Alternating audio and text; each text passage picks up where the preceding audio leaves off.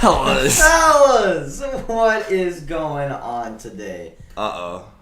Looks like we did something, huh? We might have done something. Looks like we went and did something. Boy, do I like it. Boy, does it feel nice to finally be in the Fellas studio. We're finally here. We got a couple decorations to do. Yeah, we were 99% there, but it's the key 99%. Look at the desk. Look at the desk. Goes over there. Eric's got his corner. I got my corner. We have our things on it. We have our things. We have a banner now, believe it or not.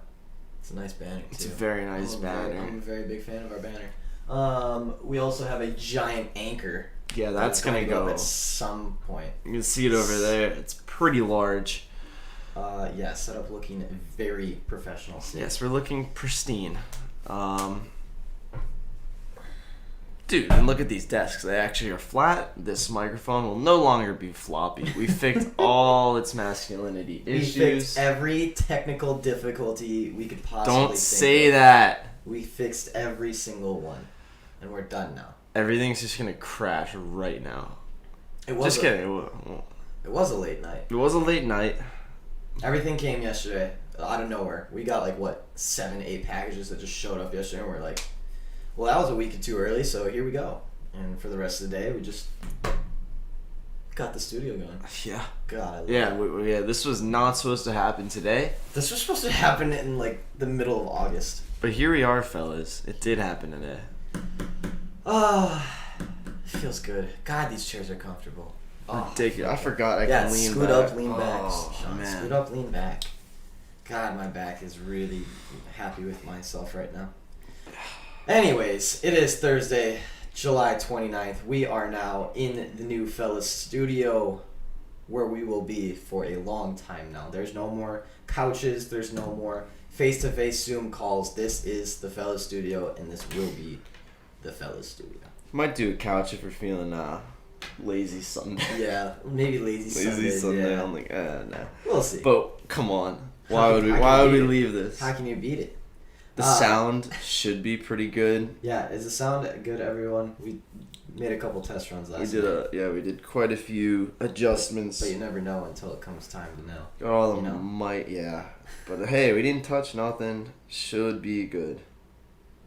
Well, now that we got all of our bragging and our showmanship out of the way, I suppose we should probably get into, you guys look like a GM who's about to make a draft pick. Give me Nate really cool in the Peterman. That's what I'm drafting. Alright, sounds good. In the full NFL draft, complete rebuild of the every player is up for grabs. Nate Peterman first overall. He's a locker room guy. I mean, maybe top 3, but I can Locker think of room maybe guy. 2 other guys that I might take. No, before he's a him. locker room guy. All Wow, right. look at us on the TV. I know, we look actually really look pretty good on the good. TV. So, Why don't we I not hate- look that hate good to- on the monitor? I hate to it's a little squishy, Yeah, I guess. squishy OBS. So, eventually we figure out. Last step, I think, is getting ourselves 1080p because I know we've got the stuff for it. Yeah, We've got I'm the surprised. Yeah, capabilities. we should be able to get there. That'll just be some settings we'll have to mess with. But 720 is not bad for a couple of fellas over here. A couple of goon fellas, All right, fellas. I'm so excited to talk about this because you all know how much I despise ESPN. Yeah, so we have a real reason To not like ESPN. besides the other real reason, because it was real reason. Besides them being annoying and them being suits and trying to be all blah blah blah and making big Corporate deals about not big deals and only talking about the same 3 things all day long and no Yes. more highlight blah blah blah blah blah blah, talking about things they don't care. Now they actually fucked up, and not one of them. This isn't just Stephen A. Smith. ESPN fucked up. Big 12 commissioner alleges ESPN conspired with SEC and American to lure teams from conference.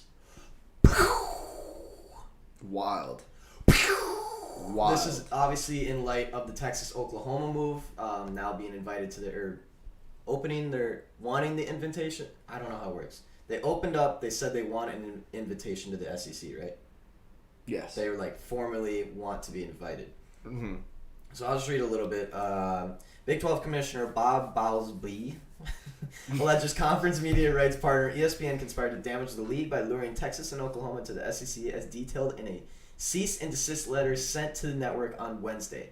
Bowlesby also tells CBS Sports that ESPN has actively engaged the American Athletic Conference, Temple.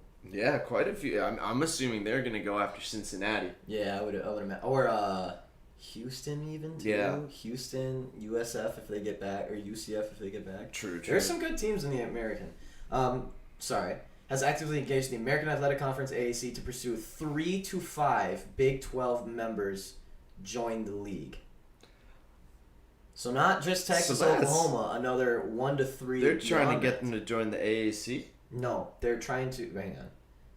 On Wednesday, Ballsby also tells CBS Sports that ESPN has actively engaged the American Athletic Conference to pursue 3 to 5 Big 12 members to join the league, suggesting it would be rewarded with future television proceeds. So they're trying they're to trying get to people pick from apart the Big 12 into the AAC. All right. Right? Yeah, yes. The letter alleges ESPN has taken certain actions that are intended to not only harm the Big 12 conference, but to result in financial benefits for ESPN. The network currently shares Big 12 rights with Fox. Victorious. Okay, so just a little bit of background and then why this actually matters. There are 2 documents that govern our members, Ballsby told CBS Sports. One is the bylaws, the other is the grant of rights. The bylaws go for 99 years. The grant of rights go until 2024 to 2025. ESPN has been behind these moves every step of the way. I have every expectation that Oklahoma and Texas will do whatever they can to meet their contractual obligations that they've done so far.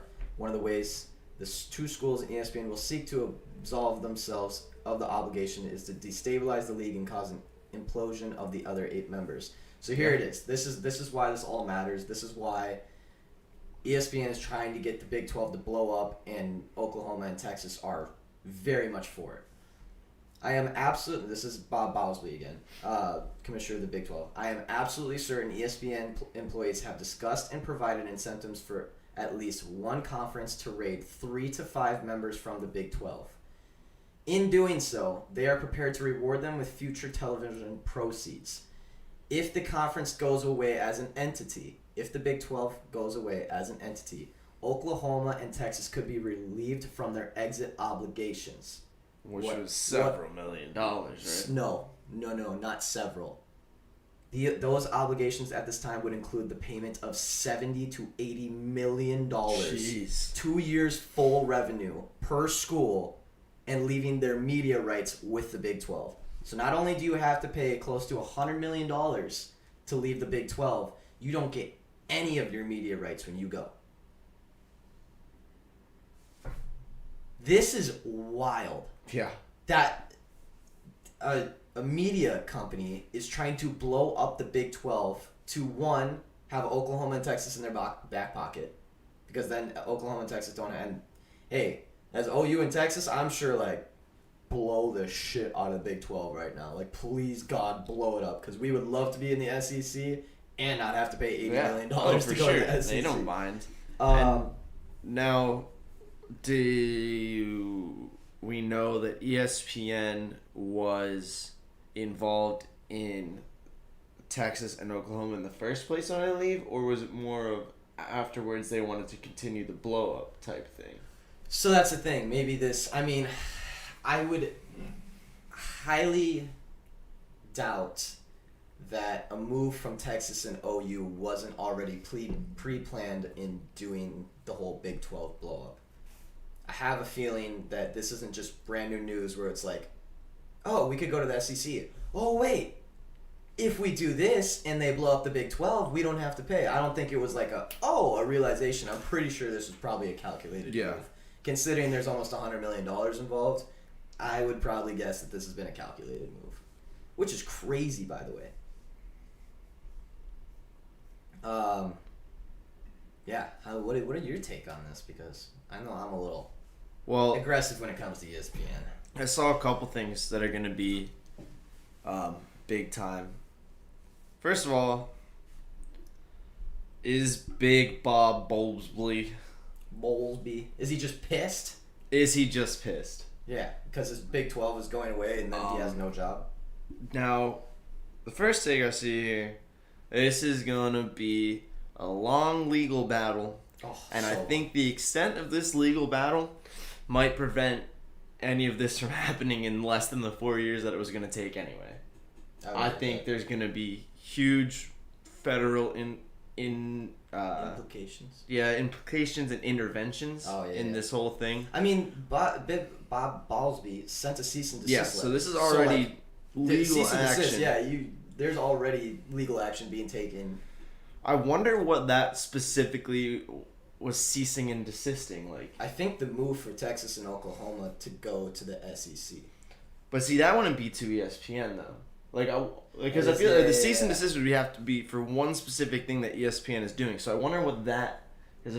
That's going to be a big tell of how legitimate this is and how much of a case they have. What are they trying to stop ES from doing at this exact moment? One thing I noticed also, this kind of made some sentiments from earlier realignments come back out. People were reminded. The former Boston College athletic director in 2011, Gene DeFilippo, was talking about there were some realignments in 2011 where UConn was going to join the ACC, and he mentioned so they blocked it, and people were asking him why, and he said TV, ESPN is the one who told us what to do. Legit, that was from 2011. So who knows how long ESPN could have potentially had their hand in the realignment cookie jar, pulling out teams, putting them wherever, making TV money.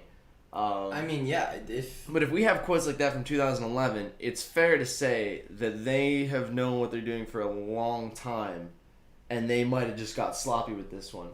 Yeah. Or this one's just too big to It is huge. It's one thing to block a realignment. It's another to force the two largest schools in a conference. It's one thing to block a realignment and, pick up a Maryland and move them to a Big Ten out of their conference and everything. But when you start fucking around with Texas and Oklahoma in a Big 12 to an SEC move, that is not, that is no longer small schools. That's no longer a small block for TV rights. That is massive. OU alumni is massive. They have one of the strongest fan bases in all of college, and so does Texas. And have you seen how many Heisman they've cranked out in the last 10 years? It's insane. They're an insane program. Yeah, this is wild though, and trust me, this is the very, very tip of the iceberg. If this ends up being a whole investigation and everything, you are going to see story after story after story uncovered of ESPN's length and what they've been doing, how long they've been doing this for, and what other schools they've done this to and everything. Because I'm sure if ESPN owns your chance to be on TV, they own all the power, because that's how most of these colleges earn their money, is through broadcast rights, TV deals, things like that. Yeah, the thing that confuses me a little bit is that ESPN is already the Big 12's television partner. Yes. Yes. Okay. 100%. So it's with Fox, right? They said they share them. Oh, that could be true. I did not see that. The network currently shares Big 12 rights with Fox. Okay, so Fox okay. So it's ESPN and Fox. So do they have? They must have full control over SEC. I would think. Must be only. Interesting. So that's one thing for sure, because there's a lot of questions for the why. Is the why also just the matchups that we'll see? I potential super conference. I think it's a super conference. It's a super conference. It's no longer, you can get, you don't have to show probably Arkansas as much. Right. You don't have to show, I mean, there's a couple teams in the SEC that they're not good. That aren't good. I'm sure they still get plenty of fans because it's the South. Oh yeah, any big state school is gonna have school in the South, but like bringing over Oklahoma and Texas doesn't mean I want to watch the game. No, but I want to watch that. But their TV ratings will skyrocket with OU and Texas in the SEC. And think of promoting these for weeks and months out in advance. Dude, think of Texas versus Auburn, Texas versus Alabama, Oklahoma versus Alabama. Like, that's when you feel, dude. I feel bad nuts. for LSU Auburn versus Texas. Like, those are huge. I don't care if Texas and Oklahoma. I mean, Oklahoma's a good team. Texas, ugh. Like, I don't care if they're not that good at teams. Those matchups will bring so many eyes. Like, the whole entire South Belt will be watching those games, and they are the ones that do all the TV ratings. Just look at the NFL and the Dallas Cowboys. There's a reason the Dallas Cowboys are on every single Sunday night and Monday night. It's because the South blows the shit out of those ratings. It's absurd. That's true. That's absolutely true. You feel bad for your your Auburn. Anyone that's been trying to be as competitive with Bama as they can, because they really just get slotted down now. Yeah. Because, I mean, it's still Bama's conference, obviously. Oh, yeah. I mean, yeah, it doesn't change the power of the conference. It just... But, I mean, if it didn't have Bama, it would. But they're just too good. Yeah, Bama. Now, yeah, when the Big 12 is down to 8, some questions arise. Yeah. First of all, they should change their name. 100%. If they're trying to get people into the conference, having 8 people being called the Big 12, it's a bad look for you as a conference. You can come up with something cool. That's crazy that they're having the American poach a couple teams too. That's wild, because they got the 2 away from the biggest 2 away from the Big 12. Right. That's going to be the foundation of the Big 12 is Texas and OU. Absolutely. And the profits. And if you take away Texas and OU, that conference is going to start crumbling. Like, it's just going to start trending in the wrong direction. And if you can steal 1 to 3 more, all of a sudden that conference only has 6 teams. That's not a conference anymore. They all have to go somewhere else. Big 12's gone. Todd said Bob Ballsby was at the University of Iowa before Big 12. I don't think anybody is stopping Texas or Oklahoma from leaving. I don't think they are either, except for themselves.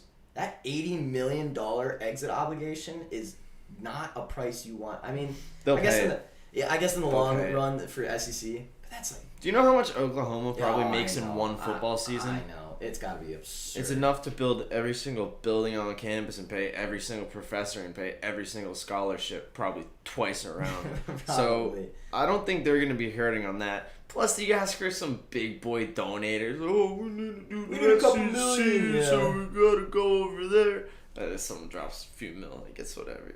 I think the main thing, I figured out what the cease and desist came. Oh, yeah. The Big 12 Conference demands that ESPN immediately cease and desist all actions that may harm the conference and its members, and that it not communicate with the Big 12 Conference's existing members or any NCAA conference regarding the Big 12 Conference's members, possible conference realignment, or potential financial incentive or outcomes related to possible conference realignment.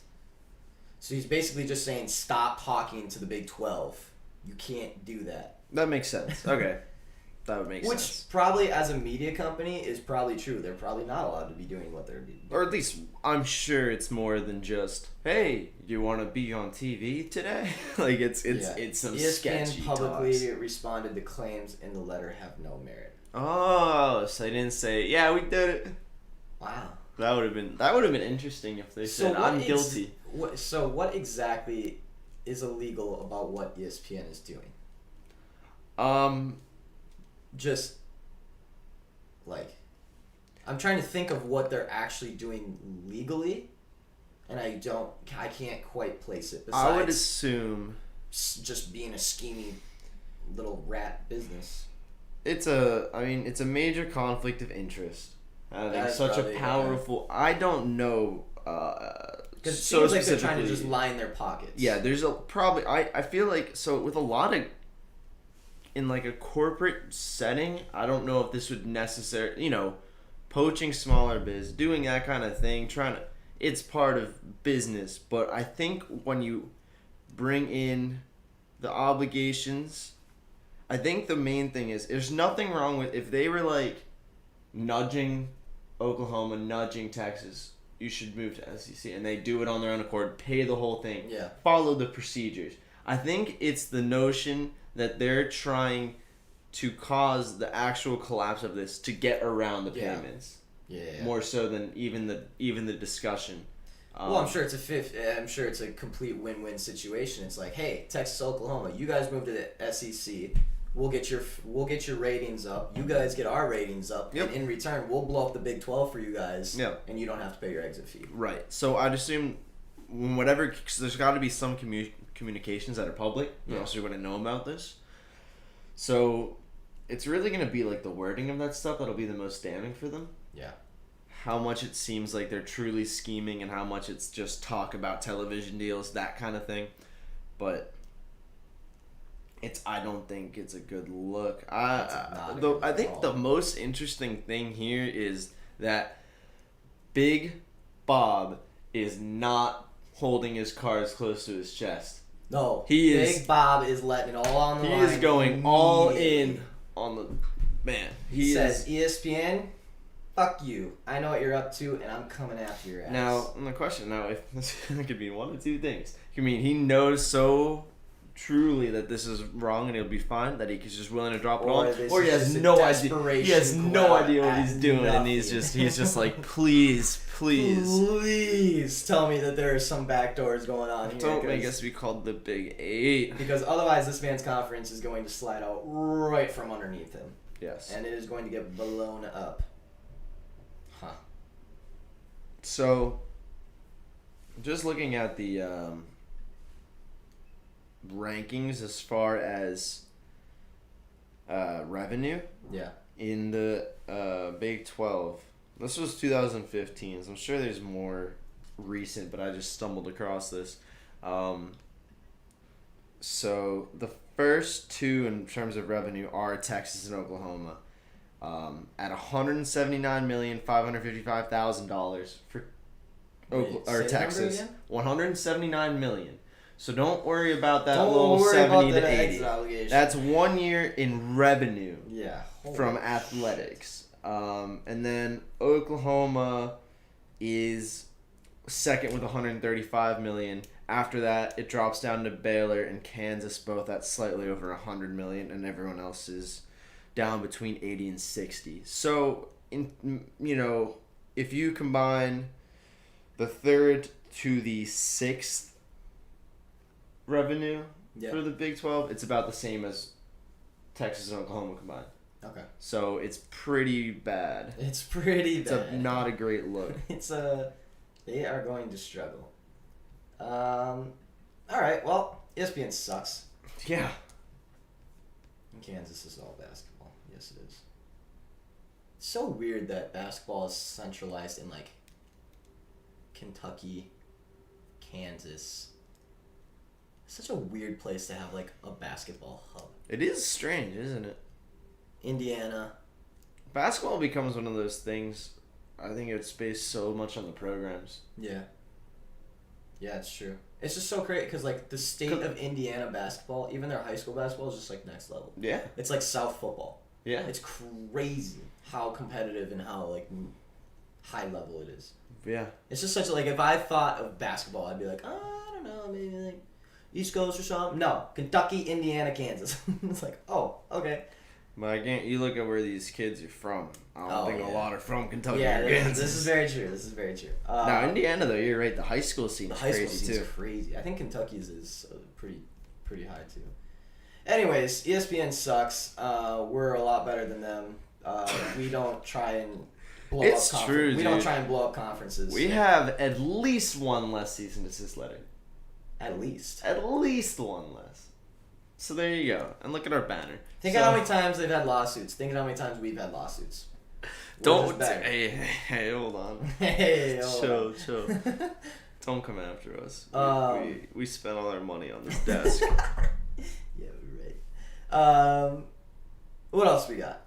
Oh, Olympics. I don't know if this has been aired, but I did see it.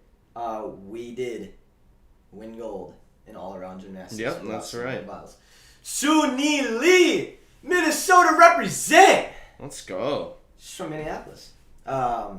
She did win gold in the all-around. Good for her. That is now the 5th straight Olympics that U.S. women's gymnastics has won the gold in the all-around competition. Let's go. These Olympics started out slow for us, but they're picking up. The U.S. is coming. We're coming. Katie Ledecky's swim last night was insane, even though we took second in the 4x2 women's relay freestyle. That was a nuts race. I think we were in 4th. We were about 3 lengths behind the leader, and Katie Ledecky came within half a length. Yeah, actually, what a psycho. And Japan won it?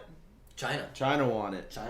So both the USA broke the world record, which is pretty sweet. The only problem was China broke it a little bit better.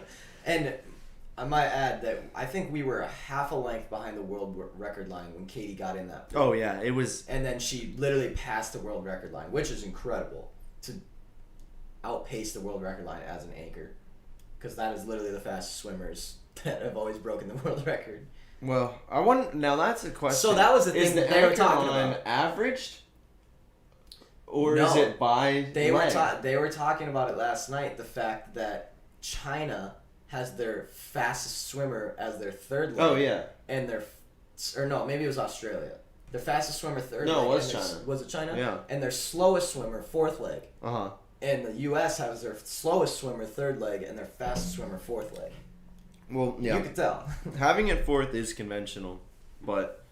I wonder if there is like a strategic spot to put your fastest swimmer. Absolutely. I mean, I never swam, but I sure ran a whole lot. And as far as those relays go, typically your fastest guy is fourth, your second fastest guy is first. Yeah. Kind of do whatever you want with 2 and 3. Take a look at the competition. If I was the third leg, give me those corners with those short ass legs. Woo! Dude, I always liked going first. I hated being out of traffic. I like being with everyone, know exactly where I'm at. I want to be in traffic. Bows out, you know? I had to slow down off the starting gate because I was always the fastest. I had the quickest start. I could just run around like a crack and then run out of energy. But because of soccer, I was always used to chasing someone. Yeah. And so mentally, I could not run at my fastest if I wasn't chasing someone. So I would literally have to come off the block slower than what I wanted to, just so I could like see someone in front of me and like go past them. But yeah, the deeper you get into the stuff, you kind of realize people's tendencies like doing that. So if you know someone likes being close to people, you might go fastest first, second fastest second, third fastest third, slowest fourth. But you could tell Katie had blood in her eyes. She saw the gap she had to close. Oh yeah. And I don't think there's a better swimmer to say, hey, you need to close this gap. She really almost did, which was really almost impossible. Yeah, it was a long. It was impossible to make it as close as it was. Yeah. So it's shock. That was crazy. She's insane. Talking about, so we brought up not to flip topics this fast, but we brought up Xavier Howard yesterday and how professional and everything he did and how he went about it, the letter he wrote, how it should probably be done by more. Now, today, of course, ESPN comes out with trade rumors and everything, blah, blah, blah. Where does Xavier Howard end up in this? Who needs him? Shoot, everybody. I mean, everyone needs him. But where does he actually want to go? Because I think he has some. Does he own a little bit of power in his decision of where he goes? No. So I think the power is it has to be a place that'll pay him. Because if he wants to trade, I mean, it depends how his relationship with the Dolphins is, but essentially they can trade him for whatever. He doesn't really have much control over that. Yeah. But I'd assume he's not going somewhere that won't pay him. I didn't realize this at the time, but the contract that we're all talking about is a big contract. When he signed it, it was the highest paid cornerback. Yes. 5 years, $75 million. And so now it's 3 years later. Yeah. So that kind of made me think, like, well, what else do you want? You signed a 5-year contract to be the highest paid corner. For $15 million a year, I might add. Like, it's not like he got snubbed. It was the highest paid cornerback. Yeah. So, like, you have to imagine before your contract ends, you won't be the highest paid anymore. But as far as cap space goes, because he's probably going to be looking for at least 20 now. If you're unhappy with 15 and you're willing to leave your team for 15, I would imagine he's expecting 20. The market right now, I don't see him getting paid. No, I think the main problem, I guess, is that another Dolphins one is it's Byron Jones is making $1 million more than him. This is the other Dolphins quarterback. He is the 6th highest cornerback in the NFL, highest paid. Okay.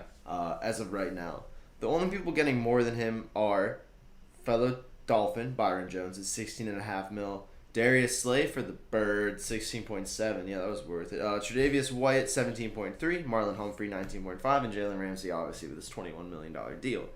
Below him, you've got the likes of Will Jackson, Trey Wayne. He wants to be on the same status as Jalen. Marcus Peters. Like, there's some he must want 20. He must want 20. So then, who has $20 million worth of space to make a trade and sign? That actually needs a corner. Well, I'm guessing if you have 20 million, all the teams with 20 million need a corner. You got the Jags, Broncos, Panthers, Jets, and Browns. Yeah, if I you're bet picking, you'd love to go to the Browns. If you're the Browns picking still there, have that much cap space. That's fucking wild. Yes, it's mostly because they've been very smart with their dead money. They only have $2 million in dead cap, which is very good because they already have $189 million active. How much do you think Baker's gonna get paid? Too much. No, I can see like a $35 million, something like that. Yeah. I don't think he's gonna eclipse the 40 mark. What is too much anymore though? And then I go back to the Kirk Cousins deal with this too, where everyone's like, "Oh, you paid him too much money." If you look at it now, no, it's not too much. What the fuck are you talking? He was the best quarterback on the market. We got him for $28 million a year. You can't even get a starting quarterback right now. No, for $28 million. But that's gonna be true every single year. Yeah. Because it will go up. It's just like I hate the he got paid too much. It's like if they didn't pay him, what's the next option? Well, I can answer that. It's to dramatically decrease at quarterback. Or take a chance. That's too much is where the quarterbacks play is not worth how much you can't spend anywhere else.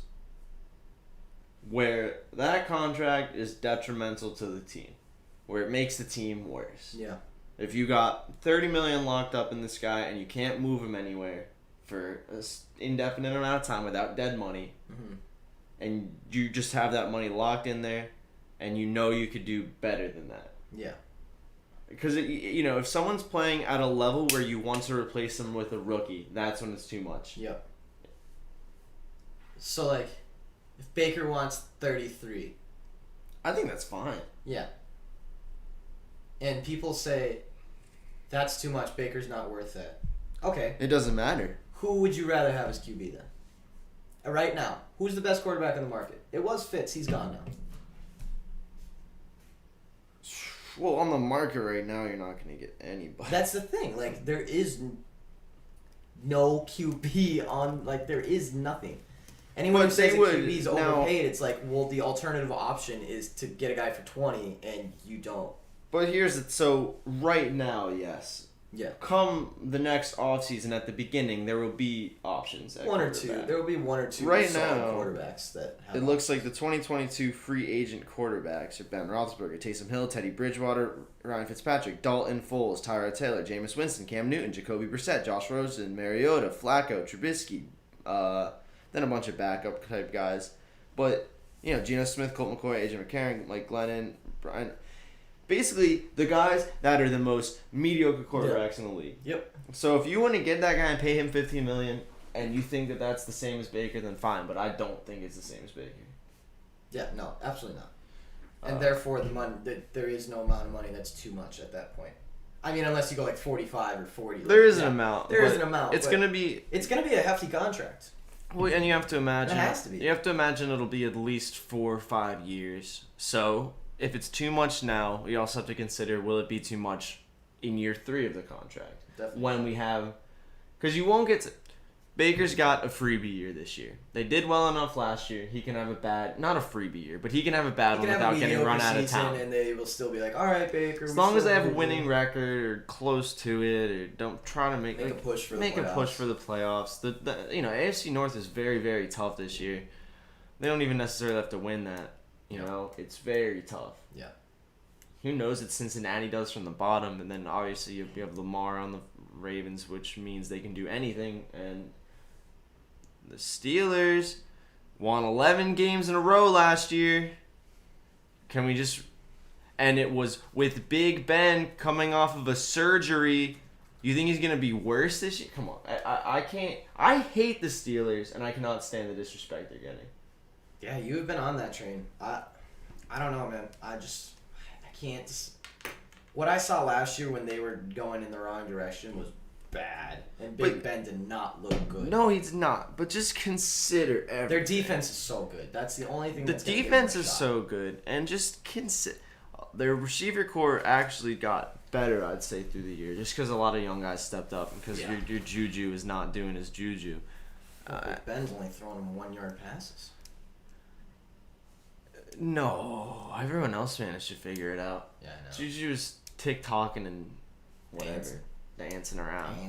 I I just think him coming off of a offseason without a surgery, with an actual OTA, and all that stuff, I think they could be legit. I think they could win several games. I would agree. That's my hot take. Since I know we talked about it yesterday, off the show. Since it is almost football season, we've done this once before. Let's revisit our over/under win totals for the teams for this season. Let's go over this one, because some things have changed since the last time we did this. Okay. Aaron Rodgers is now on the Packers officially. I remember we were gonna snipe that under. I got it. A possible. I got the over. Oh, I got sniped the over. Oh, what was it at? I think at the time it was like a real easy, like it was like a 9.5, 9.5, something like that. Yeah, I did not see him leaving, and I did not see him retiring. Dogfight outside. That's pretty sweet. Yeah, he's probably dog walking. All right, real quick. Did we talk about Capone? I think so. There's a dog that lives in our basement. He goes like this. So just so you guys know, we live like outside West Philly-ish. Alright, no need to DOS us, bro. Well, it's fine. They know we're Philly. We have about 18 security systems here, and the last one is a 130-pound dog with a head about this big that lives in our basement. He's not our dog, but he lives in our basement. The basement isn't connected to our house. But if you say, Capone, he comes out of his doggy door. He's like, what's up? He's a big boy. But he's a sweetums, bro. He's a sweetums. What a beautiful boy. But anyway, so our 2021 NFL win totals as we get closer to the preseason. How many days away is preseason? I know we've been counting down actual football, but man, we've got to be very close. 10 days? Very close. 10 days maybe? So, I don't even know when the first preseason. Damn, it's close. Let's break it down. I have the list right here. How up to date is this? Oh, like 3 days ago. Perfect. So I'm gonna start at the bottom. Yeah. The lowest wins. Yeah, We'll move our way up. Up. At the bottom of the list, the Houston Texans, 4.5. Now, I have a thought immediately. Deshaun Watson is on the team. He's not holding out, and he does not have a suspension by the league, a conduct, anything like that. Right now, Deshaun Watson is at training camp playing football for the Texans. Even if it does come out that he did the allegations that he's allegation of whatever, he's going to appeal. He'll be able to play at least half a season. Right. And I even think a Zeke kind of thing. I even think they could win 5 games with Tyrod. They could. It's going to be a bad team. It will be a bad team, but 4.5 is. I could see 5. But like you gotta remember, if they are like a team that can stay healthy, like the team we think is the worst is gonna be like the third worst because the worst ones are just gonna have an absolute blow up that no one expects. Yeah. Type thing. Yep. So I like the over for Houston. I know a lot of people are very, very low on Houston. But as long as Deshaun Watson is on, I know he still wants out. Deshaun Watson's on that team. But you know what? If he didn't want to play, not even saying this is right, but if he didn't want to play, he can't be there right now. Right now, he's on that team. Yep. So if he's on that roster, I think they can get over 4.5. After that is the Detroit Lions at 5. I think we're going to have I think 5 is like the perfect number.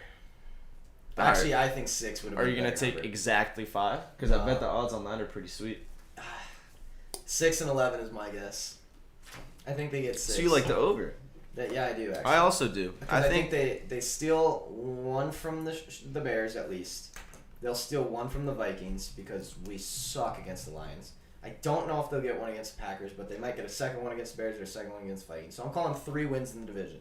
Out of 6 games in the division, they're going to win half of them. So there's 3. And they just need 3 other games. And I don't know their schedule. But I'm guessing it's similar to the Vikings, and I think they could probably squeak out 3. I think that they're a better team than people are really thinking. I think they have Jamal Williams and Jared Goff, who are 2 players who can win games, for sure. I won't get into the Jared Goff thing right now, but he wins games. He does. He doesn't cost teams games. No, he does not. And that's a good thing. You lose a game. That's a good thing. You have a decent running back committee. But Jamal Williams, that acquisition's very good for them. I don't think the wide receivers are too bad.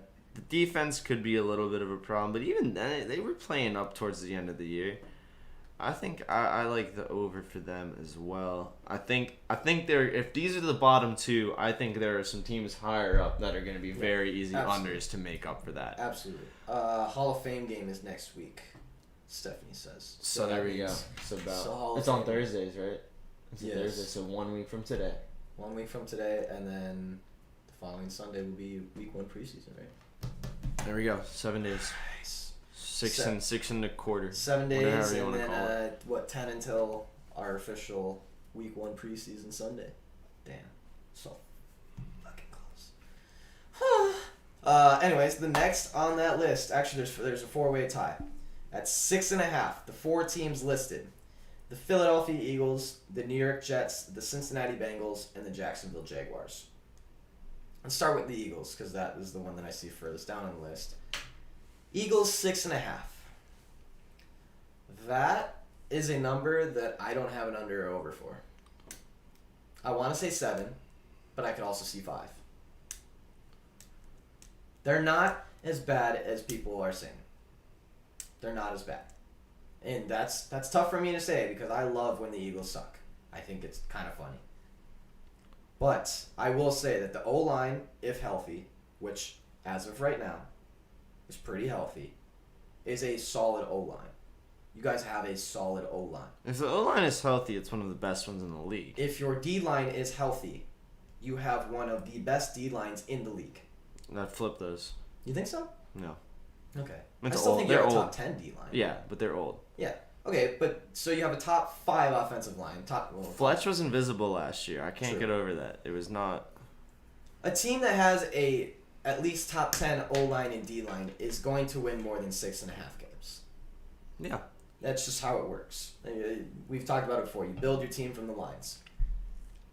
But there's that element of, one, the Eagles are the most hurt team season in, season out. I don't know how it happens.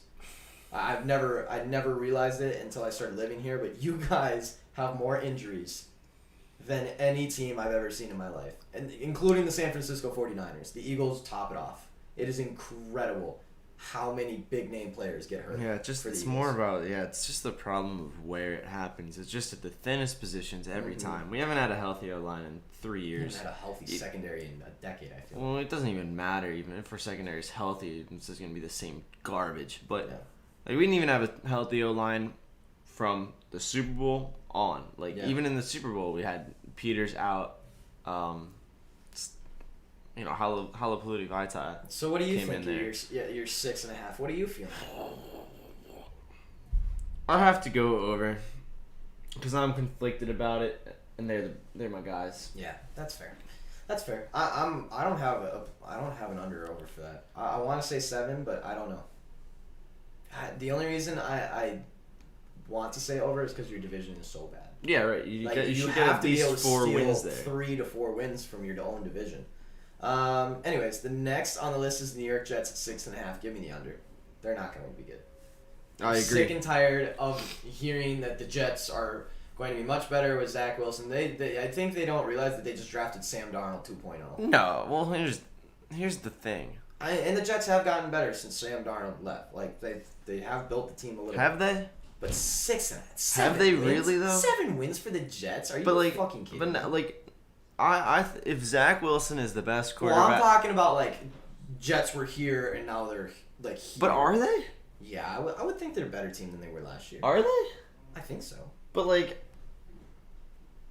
what? Maybe Regardless, they're not winning 7 games. They're going to be a different team. I don't know if it's even going to be better. They're I think regardless of how good Zach Wilson is, it's under. It's under. I think Zach Wilson could be the best quarterback in the draft, and it's under. He could throw for 4,000 yards this season and still lose almost every game. Easy under. Easy under. Cincinnati Bengals at 6.5. That's an easy under for the Bungles. They'll bungle it. I don't. My brain knows that the under is the right play, but my heart and Joey Burrow says the Cincinnati Bengals are going to the playoffs this year. Not really. But if they made a push, I wouldn't be surprised. I would. I don't think they take a game from Cleveland. I don't think they take a game from Baltimore. I don't think they take a game from Pittsburgh. Because imagine that O-line going against any one of those 3 D-lines. Yeah. So there's 8 losses. And that puts you in a rough spot to get 7 wins. That's they're going to bungle it. Until they stop bungling, the Bungles will bungle. Well, and live by that and die by that. Joey is sick. So. Yeah, and he's going to be sick. Anyways. Because he's going to get pounded in the ground again because no one cares about the poor guy. Probably is a play the under. But I do have hope for the over on that one. The last team at 6.5 is the Jacksonville Jaguars. Give me the under all day long. That team is going to be so fucking bad. And I'm tired of hearing Trevor Lawrence is the next greatest thing ever when we haven't even seen the guy play one. Dude. You're out here saying that Joe Burrow will make a playoff push. Him throw the ball in the NFL. How many times? A lot, and he did it really well for the time he was there. We haven't even seen T-Law fucking throw a pass in the NFL, and everyone's already acting like he's the next greatest thing ever. Because he played on the most overstacked offensive and defensive line for 4 years straight. This guy played in an offense that was too similar to the NFL. Therefore, they don't even run the NFL offense. Alabama does. Clemson doesn't do shit like the NFL does. Bro, I think they're under too, but I don't know why you're slandering. Like, first, who is even talking about? Who has said anything about T-Law since the draft? Nobody, but I was so sick and tired of hearing everything about how good he's gonna fucking be and how he's the next greatest thing. When we just had Joey Burrow come in the league, do all the most amazing things, and now we're just on to T-Law. No, don't believe it. I think he's overrated. 100% overrated. Good quarterback? Maybe. Great quarterback? Absolutely not. What do you mean maybe, dude?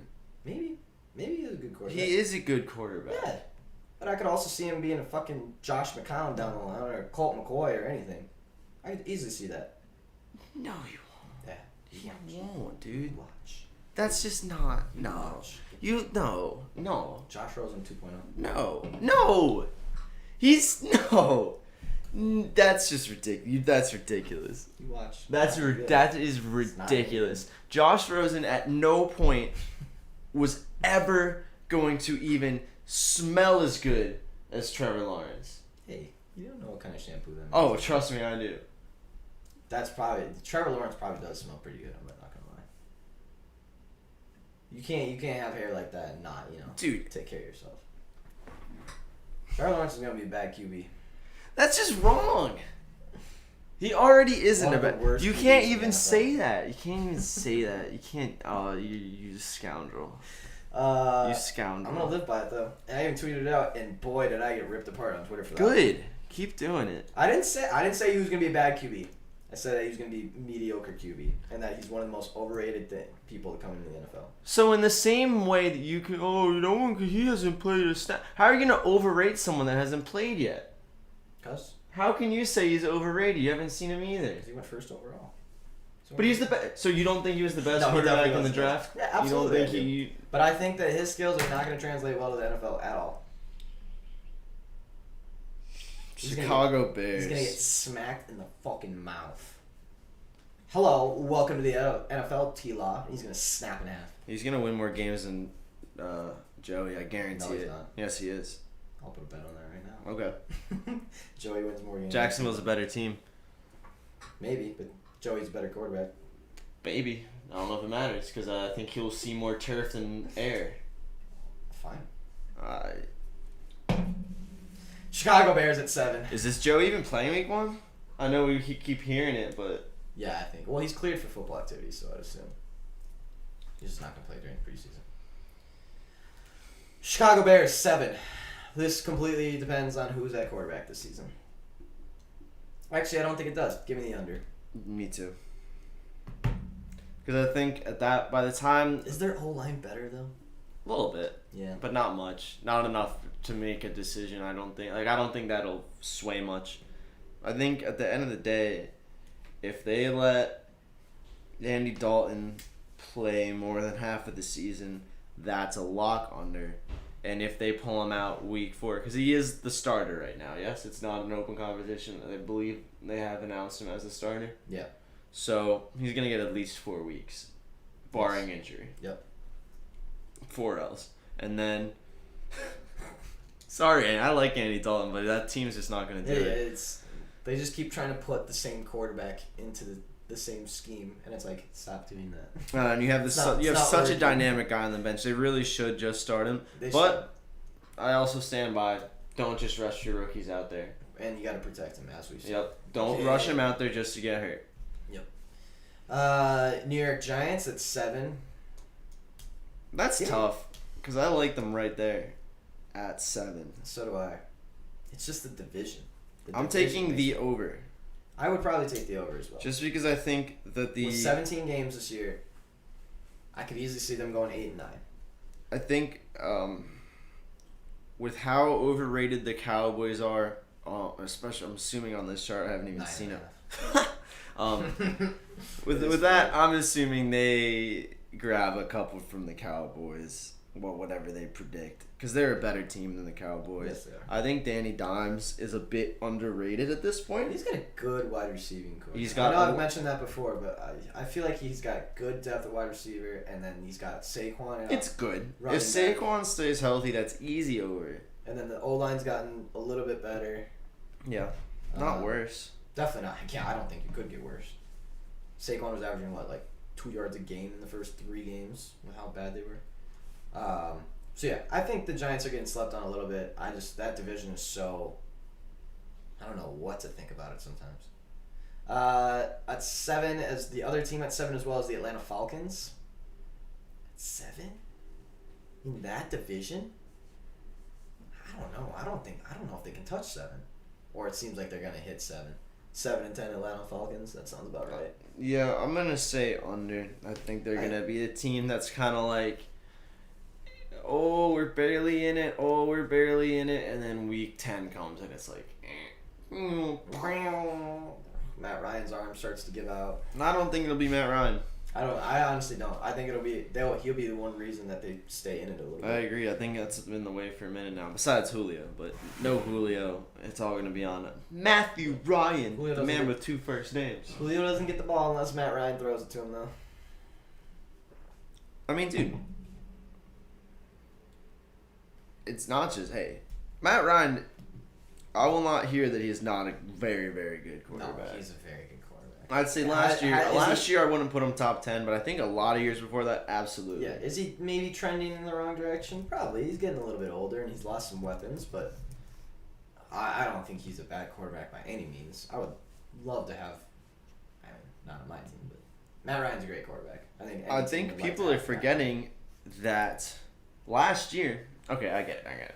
I'm gonna get it. Julio draws only attention for the but Calvin Ridley was better than Julio last year. Easily. Statistically, he's not a better wide receiver than Julio Jones, obviously, and I'm sure having Julio on the opposite side of him and just very much helps his. Hey, Calvin, run. Yeah, and he gets the second quarterback every time. Now he's gonna be facing the best defender on the team instead. So that'll change things. But Calvin Ridley was one of the best receivers in the league last year. Yep. And that was Matt Ryan throwing to him too.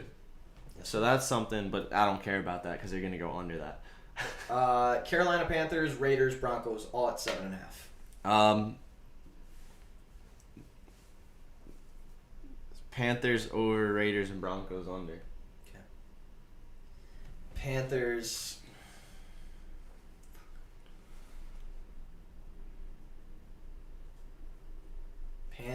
Yeah, damn. Panthers under. Raiders under, Broncos over. Dude, why? Because the Broncos are... Who's the Broncos quarterback? Drew Lock still? Yes, I know. And that's the one reason why I'm like, ugh. But the Denver Broncos have a good team. No, they don't. Yes, they do. No, they don't. Yes, they do. They've had a good team for a while now, too. They had a good team until they didn't anymore. Well, anyways, I'm so low on the Broncos. I can't believe they're that high. I don't know how they'd win that many games. 2 teams that are sitting at 8 wins. We are smashing both overs. The Washington football team and the Arizona Cardinals, probably the 2 easiest overs of the season. I don't understand how they could think that these 2 teams are only going to be 500 this season when Arizona Cardinals are one of the most talented NFL teams currently. Now, can they all play together? Do the schemes fit? Are they actually one of the better teams? I don't know. But as far as talent-wise, like raw talent on that team, it's pretty fucking incredible who they have. And then the Washington football team, that's the number 1 defense in the NFL right now. Going into the season, I have them projected the number 1 to number 2. Nice, yeah. Top 3 for sure. Who is your top 3 defenses? Steelers? Steelers, probably team. Rams. Yo, I always forget about the Rams for some reason. Because I have the Saints up there, too. Saints are up there. I believe they've lost some pieces, though. Have they? I'm not positive of their of who's left there, but I know they lost some pieces in the offseason. 8.5, we have the Vikings and the Steelers. I'm going to say over for Vikings, under for Steelers. Because I think the Steelers go 8 and 9. Alright, well, I'm taking the opposite, then. Alright, fine. Because the Vikings now have to play against A-Rod Moore. For 2 more games. We haven't been used to it. Yeah, but that's... collarbone will do it again. Oh, bro. Just kidding. That's can you just understand how far I've come? I celebrated when Anthony Barr put Aaron Rodgers on his neck. I fist pumped. Yeah. I was like, good. And then when Aaron Rodgers mouthed off to Anthony Barr, I was like, you pussy ass little bitch, you get away from him. Even though I hate Anthony Barr too. But yeah, look how far I've come. I'm actually an Aaron Rodgers fan now, and when he broke his collarbone, I was like, hey, I don't want this guy to get hurt, but if he never plays another football down again, I'm okay with it. I am perfectly fine with it. And he heard that, and he's going to torch you guys twice. And then he heard that, and then he came back, beat us twice the next season, and won the MVP. Yes. So, Dolphins, Chargers, Patriots, Saints, all at 9. All right, well, let's break it down here. Chargers Dolphins are like, I think they're exactly a 9-win team, so I have no idea. Yeah, they're 8-9, 9-8. I think I'd nudge it over. Okay. Just because I think they're underrated. And I think that the whole AFC East is extremely overrated because I think the Jets are a 0-win team. Or close to it. Yeah. I think the Pats, I don't see it working. Really? I know there's a lot of hype around them, and I think, when was the last time you saw the big free agent signing team, big hype offseason, look at all the money we... When does that work? Pretty rarely. Pretty rarely. It does work sometimes, but the pieces have to be really, really right. And I still don't know if Cam's the answer. And once you start switching the quarterbacks, then it's questionable. Yeah. So I don't see them being a huge threat down there. And the Bills obviously will run away with it. Yeah. I think for sure. But I think that leaves the Dolphins in a pretty good spot to maybe be a 10-win, 11-win team. Wow. All right. I think Tua's getting a lot of hate. Tua's getting a lot of hate. Purely because he took Fitz's job, in my opinion. If you come into the league, your first thing is that everyone's most beloved magical player is benched for you. Yeah. It doesn't look good. He is not bad, by the way. He's not bad. He's not bad. He had a good stat line with the games that he had. Yep. And that team got better and better. Yes. Now Xavier Howard going. We can see. We'll see. I think they still have a pretty good D. Besides that, I am low on the Chargers this season. I'm not one of the only ones, but I'm low on the Chargers this season. I don't think they have an over 500 season. I honestly think they only win 7. I think they go 7-10.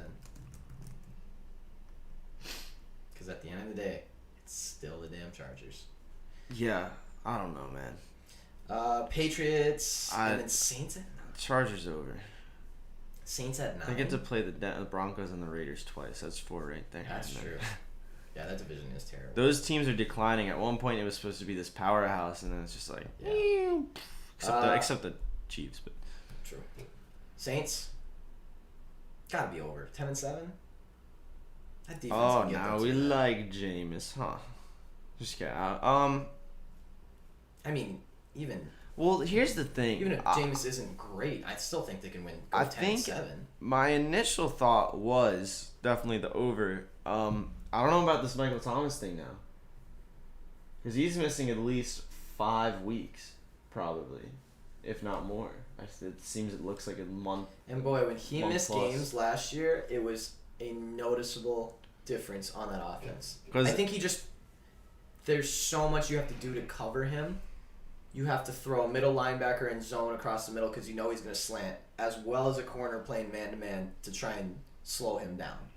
If that's really the only way to beat this guy on a slant is play someone over the zone middle and then a corner on his ass. So that's 2 guys. And if you're used to having 2 guys out of the equation with your one guy, and all of a sudden he isn't there, that changes your offense a lot. And it was a noticeable difference every single time Michael Thomas didn't play last season. Absolutely. The offense was substantially less. And I think they have a little QB controversy, which will always hurt a team's win total. And I think the lack of Michael Thomas to begin the season could actually lead to, I know I've been banging the Jameis drum, but I'm saying from the Saints' decision-making perspective, they might even more strongly consider starting Taysom at least before they have a receiver back. This is true. Because they don't really have much else going on to throw to. Yeah. Yeah, so Alvin out of the backfield. Right, but Taysom could do that. Yeah. Taysom could do that kind of throw. Yeah. So that I could true. see. I mean, like, what are you gonna really? They really didn't help themselves. They helped their case at wide receiver. So when it was Michael Thomas and maybe Jameis locked in, I think they could have gone over. But that question mark actually leans me to the under. Interesting. Yeah. That's not a bad take. Browns, Seahawks, Titans, Cowboys, all at 9.5. I think this is pretty easy. Give me the Browns over. I think 10-7 is very achievable. In that division too. The Titans absolutely smashed the fucking. What do you mean in that division? That's probably top 3 division in football right now. They're very good. Yeah, but it's 2. You already said 2 against the Bengals. For sure. Yeah. Or almost for sure. They definitely. I think they beat the Steelers twice. Wow. I don't. I don't think I think they take one of the Ravens. I think they split with the Ravens. I think 10-7. If that was line was 10, they I could would go have set over. They could go 10. Yeah. Okay. I see 10-7. Yeah.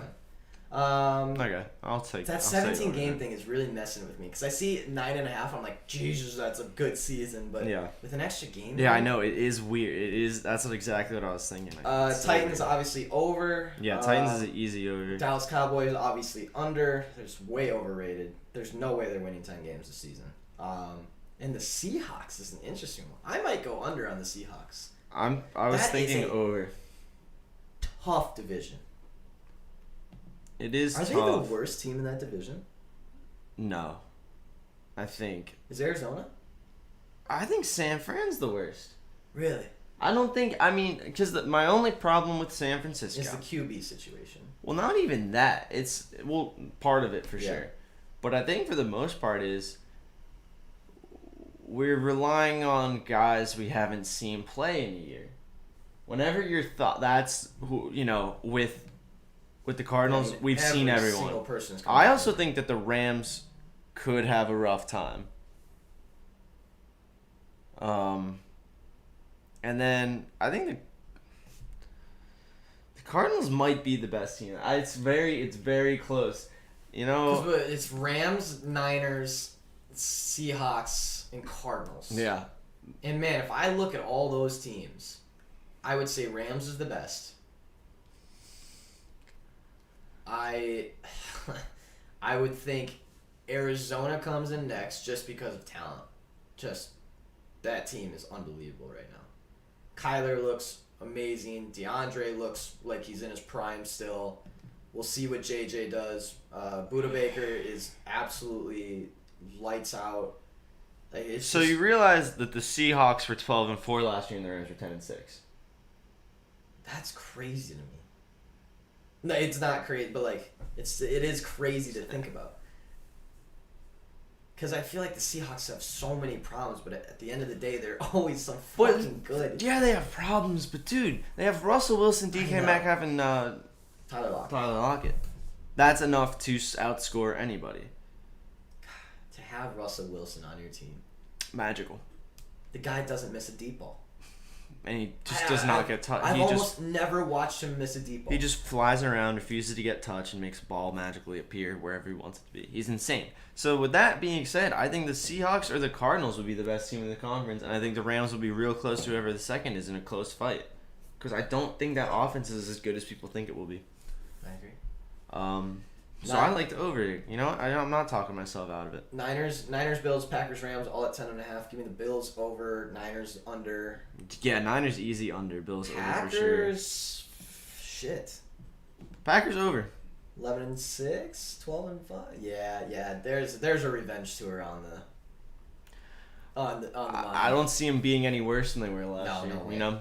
I mean, they're adding pieces. Yeah. And Rodgers is being very adamant. By the way, we should watch that speech at the end. Yeah. That was a very interesting speech. Yeah. Rams under? Rams under. And it's just a tough division, man. It's 10.5 is a lot. Yeah. That division might end up ripping They're gonna eat. apart. Yeah, that's what I was gonna say. They're gonna they eat might each all other end up bro. going 10-7 because they just beat the living shit out of each other. Yep. Ravens at 11. That's under. Yeah, I'd have to agree. But I think they're good. And Tampa Bay Bucks at 11.5 and Kansas City Chiefs at 12. You just got to take the over. Both of them.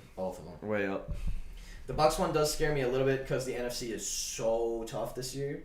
But that 12-5, come on. But I feel like half of the reason they're tough is the Buccaneers. Yeah, it's because the Buccaneers are leading the charge. But yeah, the over on those two easily. 11:15, 5-minute break. 11:20, kick it back for bets. Bets in the new studio. Oh, this is gonna feel so nice. Look at. We do have sticky notes. The sticky notes are back. Sean also has sticky notes. There goes my pencil. There goes the pencil. Sorry, I haven't been looking at chat. Stephanie's been saying some things. I think Eric's love for Burrow is clouding his judgment. Correct. I would probably agree with you. Shotgun bet, abso-fucking-lutely. Joey Burrow will have more wins than Trevor Lawrence this year. Dude, are we talking Jaguars? Are we talking Jaguars and Bengals, or just when T-Law starting, when Joey's starting, right? Just so like, does an injury void the bet? No, just however many games. Dude, let's see it. Okay. Like winning percentage of starts. Because I can see both the QBs going down this season. Low. Yeah, I can see both QBs only playing like 8 games this year. Bro, We'll just eye test. Just eye test. Yeah, he was definitely better. Actually, did you see his motion as he went over there at the field right before he got piled into the ground and never played a game again? It's pretty good. Pretty good. It's pretty elusive. It could have been a little more elusive, but. All right.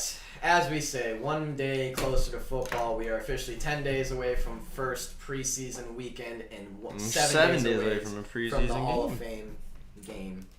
Initial kickoff preseason. 7 days. 7 days. Whew. Let's kick it to now. 4-minute break. 11:20. Be back. Bets are starting. In Okay. the studio. I'm ready. Sounds good.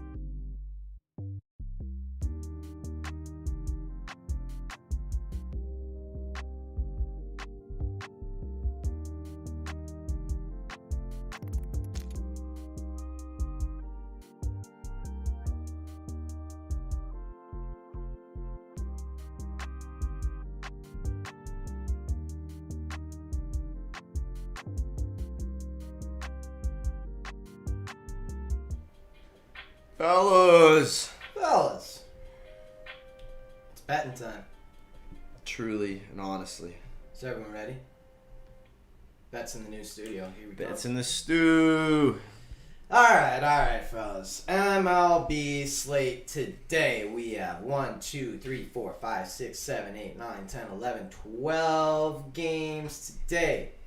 If you missed the show yesterday, you missed us talking about that Rockies-Angels game for some length. Talking about smash both team totals over, both team total first fives over, the game total over. I see the Rockies. I attack that. And what happens? Top of the first, Dinger City from the Rockies hits their 2-run home run. We hit the over 1.5 immediately. By the 6th inning, we hit their team total over. Easy. We hit the game total over by the 5th inning. Good Dude, you didn't have to watch that game. You didn't have to watch it. I watched it. It was fun to watch. Yeah, it was fun to just watch run after run. Yeah, it's a good one. Yes, Stephanie. Yesterday was on fire. El Fuego. El Fuego. Unfortunately, the one free pick I did put out. Of course. Yeah, that's why you watch the show, though. You know? The free picks are purposely bad to make you pay for the real picks. That's our money making scheme. Yeah. That's why we tell everyone our picks are free on the show. Right. First game of the day. Now I did see Max Scherzer listed for this earlier, but now I do not see him listed. And I see Zach Wheeler now listed. Wait. Philadelphia, Washington. Oh, I got Vince Velasquez. I'm not even seeing that, probably with all the twists of the pitching, because I'm not seeing that on. I've got Wheeler, Scherzer, Velasquez. I got a bunch of different shit. The over/under set at 5 right now. So you don't have. I have a couple games before that. When did that go? Oh no, 12. That's the first one. Sorry, yeah. So I think Vince Velasquez is going to pitch in the second set of the doubleheader.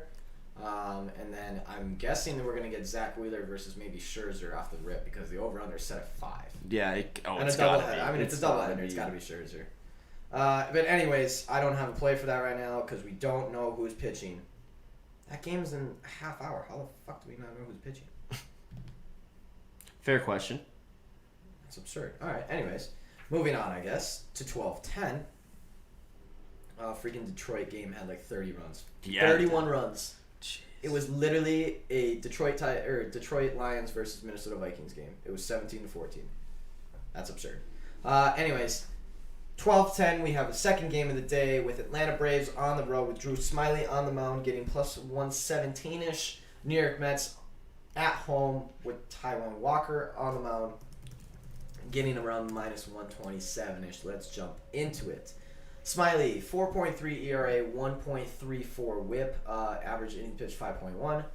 Walker, slightly better, not entirely off the basic stats, but 3.43 ERA, 1.18 whip, also 5.1 average innings pitched. It looks like the over-under set at 8.5, and we've got 13 mile an hour wind going straight out with 80 degrees, so the ball may fly a bit today. Ooh. The ball may fly a bit. Let's check home and away for pitchers. Looks like Drew Smyly is pretty solid on the road with a 4-flat ERA. On base, I need to scoot up here.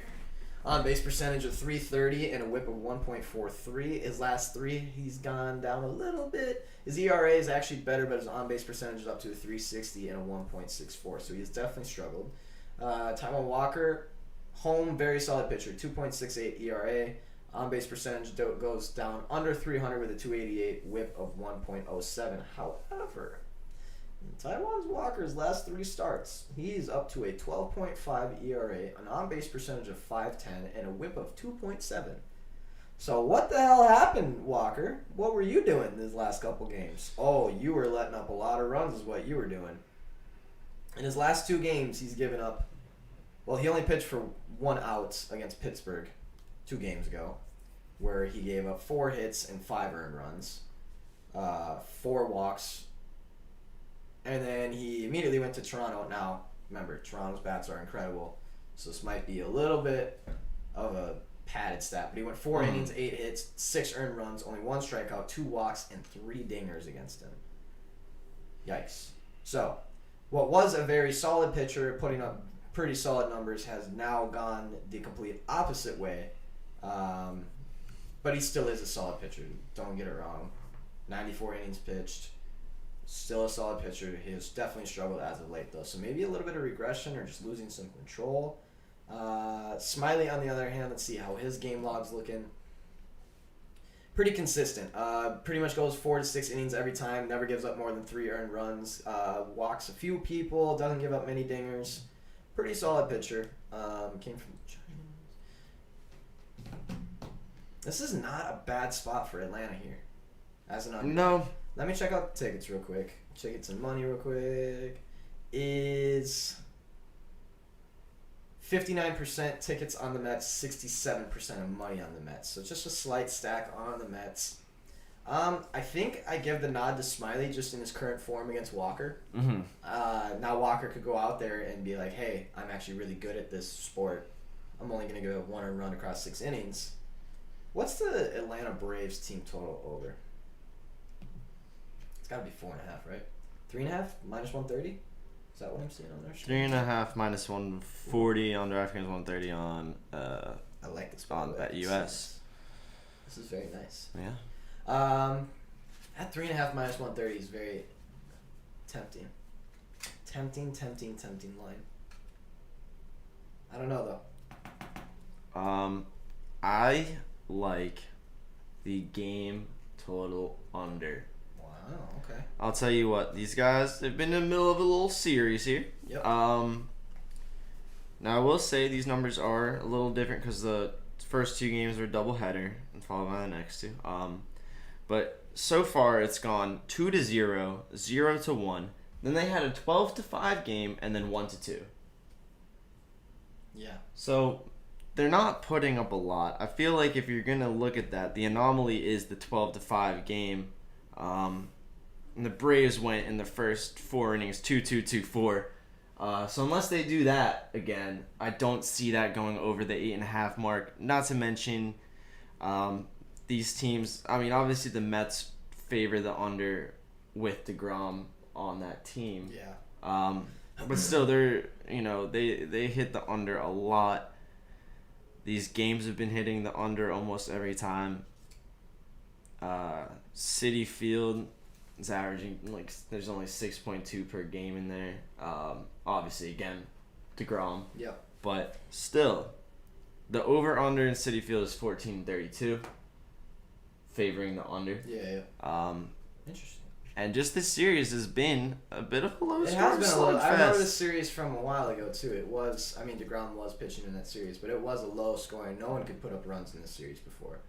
So that's interesting. I do think the Braves have the upper hand in this, though, especially at plus money. Yeah. I think that. I think for the Drew Smiley is probably a little bit better than Walker. I know that Atlanta Braves bullpen can be in question sometimes, but I think that counteracts the fact that they do have better bats than the Mets. Mm-hmm. I do trust their bats more than I trust the Mets bats. But moving on, next game is at 1:10. We have the New York Yankees at the Tampa Bay Rays. Boy, has this series been tough to call. I'm glad I've been staying away from it because it's been a rough one. Garrett Cole on the mound for the Yankees at minus 135-ish. Luis Patino on the mound for Tampa Bay Rays at plus 110-ish. Let's get into it a bit. Garrett Cole, 2.74 ERA, 0.97 whip. Normally goes over 6 innings. Luis Patino, 5.26 ERA, 1.25 whip. Normally goes 3.2-ish innings, so probably 3 to 4. Over/under set at 7.5. Seems kind of low. But let's see how Garrett Cole does on the road. Definitely struggles more on the road, but he's, again, very, very solid pitcher. He kind of had that lapse there where he wasn't using sticky stuff, and now he feels like he's kind of gotten his control back again. Mm-hmm. On the road, 2.77 ERA, on-base percentage of 239, whip under 1 at a .92. Last 3, ERA's gone down, on-base percentage has gone up, whip's gone up, but he's still at a 1 flat whip with an on-base percentage of 250, so extremely solid. Luis Patino is an incredible pitcher at home, although I don't think he's had many starts at home. 1 flat ERA, on-base percentage of 219, whip of .69. However, in his last 3 starts, goes way up to an 8.5 ERA, on-base percentage of 362, and a whip of 1.71. So we could be seeing quite a bit of regression here from Luis Patino. I'm going to jump into Garrett Cole's game logs quick just to see how he's been doing, because I know we were on a big fade Garrett Cole train and then kind of had to hop off of it quickly. So yeah, Garrett Cole is definitely not the Garrett Cole that we once knew. He came off that horrible game against the Mets where he only pitched 3.1 innings, let up 4 earned runs off 6 hits, 3 walks, and a dinger. Came back, pitched 9 innings the whole game, gave up 3 hits, 0 earned runs, 12 strikeouts, only walked 2 people. Next game against Boston, 6 innings, only 1 earned run off 5 hits, 11 strikeouts. However, in his last game against Boston, 5 innings, 6 hits, 3 earned runs, 2 walks, 1 home run. If you can get 3 out of Garrett Cole, boy, this game could get very interesting. Now I want to look at Patino real quick. So again, we don't have a huge sample size for Patino. He started out the season doing pretty well, but again, they were giving him 2 innings, 2 innings, 3 innings, 4 innings. And then what happens when you start giving a pitcher that's used to only pitching 2 and 3 innings, when you let him go 3 and 5? Well, look at that. 6, 7, 5 hits, earned runs, 4, 5, 4. Strikeouts barely went up, walks went way up, and now he's letting up dingers. Again, you can't tell a pitcher who's used to pitching for 2 or 3 innings to go 4 or 5. All of a sudden, it doesn't work, especially when he's only pitched 25 innings this year. Yeah. So I am absolutely on the Yankees today, and I'm hoping that the public isn't, even though I know they are, because the Garrett Cole's on the mound for the Yankees, and people are going to be fucking slamming him. 76% of tickets, 84% of money. And as I always say, if the public is on the Yankees, I am not. Now, please tell me what the Yankees team total over is. 4.5 plus 115.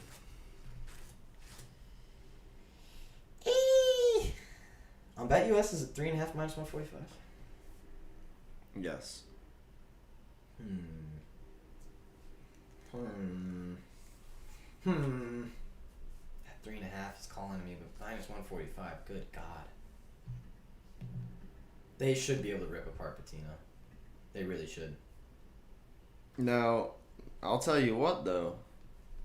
For the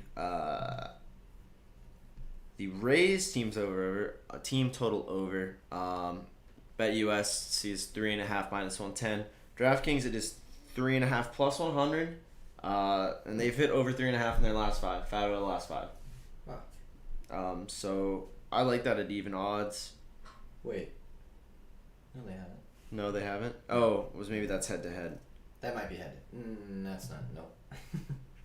They've scored 1-3-2, 8-10, 5-5, 1-7-0 in their last 10. Is that when Patino's pitching, maybe? No, it's just misleading. No, just misleading. Just misleading. Yeah, no, I think the Yankees team total over is worth a look. I don't know if the Rays can get into Garrett Cole today. I really don't. I believe they can, absolutely.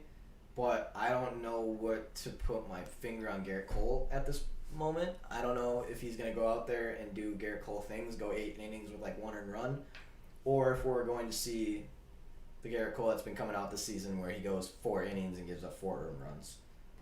I think there's better games to bet on today. I don't think we need to force this in any way. This is one of 2 series that I really want to stay away from this week. The Tampa Bay and Yankees series and the Dodgers-Giants series, because it's just not worth it. They're 2 very, very solid teams that have a lot of talent, that are playing for a lot right now because the Yankees are trying to get back in contention. It sounds like they're going to be buyers. Trade deadline's tomorrow at 4. Sounds like they're going to be buyers. They actually just made a pretty big move. You see that? Yeah, they got Joey Gallo to the Yankees, which sucks because now they have, 3 outfielders that are all over 6'3"? Big boys. They got a big boy outfield now. There is no one going over that wall. If any ball is close to going out of to be a dinger, and it's just right on that wall line, that shit is not going out. Those are some big boys playing out there. Anyways, 210. Chicago White Sox on the road. Wow, that just literally, that line changed right as I was talking about it. It was minus 225 for the White Sox, and now it's minus 190. However, they're getting 82% of tickets and 91% of money. They are going against Kansas City Royals once again with Carlos Hernandez on the mound. Rodon's on the mound for the White Sox, by the way, which is a very good pitcher.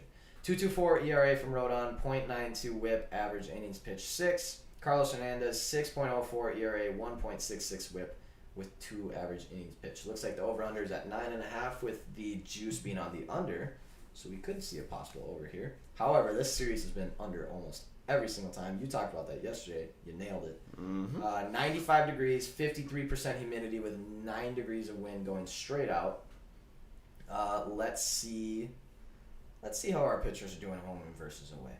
Rodon is obviously an incredible pitcher no matter where he pitches. 1.9 ERA on the road, on-base percentage of .258, whip of 1 flat. In his last 3, he's even been better than all of those stats across the board. Carlos Hernandez, at home, 5.71 ERA, on-base percentage of .359 with a whip of 1.5. In his last 3, he has not been as good. His ERA has gone way up, on-base percentage slightly up, and whip slightly up. So Carlos Hernandez is definitely attackable, especially when he's only going to put out 2 innings. But, and I hate to say it, the Royals have been pretty live lately. They have been live lately. They have been impressive. They've won, 6 of their last 7 now. They took out the White Sox last night again. A very, very impressive team right now that is streaking very well. I'm looking at Carlos Hernandez's stats. 1.1, 3, 2, 1, 2, 1 innings. He gave up 1 earned run, 0, 1, 2, 0, 0, 0. All of a sudden, they started giving him 3, 4 innings, and he started giving up more earned runs. Shocker. Looks like he's lost some control in the past couple of games, walking way more than he's used to. But don't get it wrong, Carlos Hernandez is not a bad pitcher at all. Now, he's only going to go for a couple innings, so we got to worry about the Kansas City bullpen, which is not overly terrible. And let's jump into Rodon real quick, just see what his past games have been. Yeah. Basically, he's going to go 4 to 7 innings. He only went 4 the last game. Not exactly sure where. It's probably because Milwaukee laid into Chicago early. They just wanted to get him out of there. He only gave up 2 earned... Actually, no, that's not true either. I'm not sure why he only went 4 innings last game. Game log, earned runs, past 10, 2-0, 1-4, 3, 1-1, 1-1, 5-1. It's kind of surprising that this under-over is set as high as it is. I was about to say, so in the last 5 head-to-head between the Sox and the Royals, the under has hit. In the White Sox last 6 games, none of them have gone over 9.5. The highest has been 8. In the last 6 Royals game, we've had 1 go over 9.5. So I don't see a reason to take you got the Rodon, over here. Hernandez. Rodon's a very good pitcher. I think obviously a little juice at -120 here, and then what's that? That's the on BetUS. DraftKings it's 9.5 -120. I'm guessing BetUS will probably be about the same. Yeah, it looks like 9.5 -110, so yeah, a little bit better odds there. Even though Hernandez is attackable, he has good stuff. He's shown good stuff. He had a couple bad games here and there, but for the most part, he's been pretty solid. His last game was pretty much the only one that he blew up in, giving up 5 earned runs across 2.2 innings. Because if you take away that game, he's given up 2-1, 0-0-0, 2-1, 0-1. So, bullpen comes in, cleans up after him. The Kansas City Royals should have a pretty decent day. Especially with the White Sox getting stacked on today, I don't like that bet. I absolutely believe that the White Sox win, but seeing them getting stacked on, seeing that Carlos Hernandez is not as bad as it is, seeing the White Sox bats not work as well lately, even with bad pitchers on the mound. And the Royals are live lately. They really are. Probably just a stay away game, but I do like that under 9.5. White Sox. Royals under 9. I do like that. Oh wait, 9.5, right? Alright, so just so you know, I got Braves money line, White Sox, Royals under 9.5 so far. Moving on. Cincinnati Reds with Luis Castillo on the mound, getting -125-ish, going against the Cubbies with Alec Mills on the mound, getting +105-ish. There's a free pick on this. What do we got? AAA Sports says take the under 7.5. All right, so we're slamming the over today. Castillo, 4.2 ERA, 1.4 WHIP. Alec Mills, very, very similar, 4.55 ERA, 1.4 WHIP. The only difference is Castillo normally averages 5.2. Alec only averages 3. We've got a 14-mile-an-hour wind today coming straight towards home plate, 80 degrees with 80% humidity, so it's going to be a muggy, windy day. in Chicago. Let's check out how Castillo, because I think he really struggles on the road. 4.5 ERA with a on-base percentage of 318 and a whip of 1.35. For some reason, in his last three, his ERA is down to a 1, yet his on-base percentage has gone up, and so has his whip. Just slightly, but a little bit. 333 on-base percentage, whip 1.36 in his last three. So nothing overly impressive. That ERA is really weird, though. It's under 1. So maybe getting himself out of trouble, maybe ground balls, or maybe just good defense, and he's getting a little bit lucky. Alec Mills, on the other hand, at home, 3 flat ERA with an on-base percentage of 288, whip of 1.19. He's basically been the exact same in his last 3 as well. Boy, I'm going to check the tickets real quick just to see if anyone's stacking on anything. Looks like the Reds are getting 71% of tickets and 87% of money. So the Reds really getting stacked on today. Not exactly sure why. Luis Castillo in his last 10, he's got game logs of, wow, he's been lights out. Luis Castillo in his last 10 starts has yet to go under 5.1, and his earned runs are 1-0-1-1-3-0-2-0-3-1. That is an ace and a half. He never goes over 17 pitches in an inning, except for one game against Milwaukee, which they ended up winning anyways. So Luis Castillo has been lights out. I'm going to check Alec Mills because I feel like there was a time that Alec Mills was regressioning, and I don't remember if that's completely true. 57 innings pitched. Looking at his game log, also very solid. Really doesn't go under 4 innings. He started out the season only going 1, but then they brought him up to 4 innings, and it seems to have worked out. Earned run log 2-1-3-2-0-2-0-3-1-3. Yeah, I could see why you'd want to play the under in this one. These are 2 very solid pitchers, as of recently at least. 7.5 is low, though. So very low. You look like you're writing things down. What you got over Here's what I like. That 7.5 is low when you don't know who's coming in after the guys, which is when you take the turn and look at our good friend, the first 5. Okay. First 5 is under 4, low, but the 4 is opportunity for a push as well, minus 120. This is all true. I don't see either of them letting up more than 2 in these first 5. And these bats have not been good. Great. Not great. The Reds bats have been a little bit better as recently. They have put up 8, 7, and 5 against the Cubs. I will also say the run line for the first 5. So the first 5 money line's a little juicy for the Reds at minus 155. Cubs are getting plus 135. However, if you take the Reds' first 5 minus a half, just the lead, which is very strange because all it does is not allow for the tie. And it's doable. Yeah, true. Only difference between that and the money line. Yep. It's minus 110, which I also really like. Do we just take the Reds here? You could just take the Reds. I feel like the Reds are just a better If you want to team. go, Reds minus 130 for the whole game is not bad. It's if you want to capitalize on minus the pitching, Luis Castillo, for that first 5 Reds minus a half, minus 110 is not bad. Yeah. Also, speaking of BetUS, if you missed it yesterday, for those who watched the show, if you direct someone to the link down below in the description, the BetUS Fellas link, we get obviously a cut of every single person that comes in.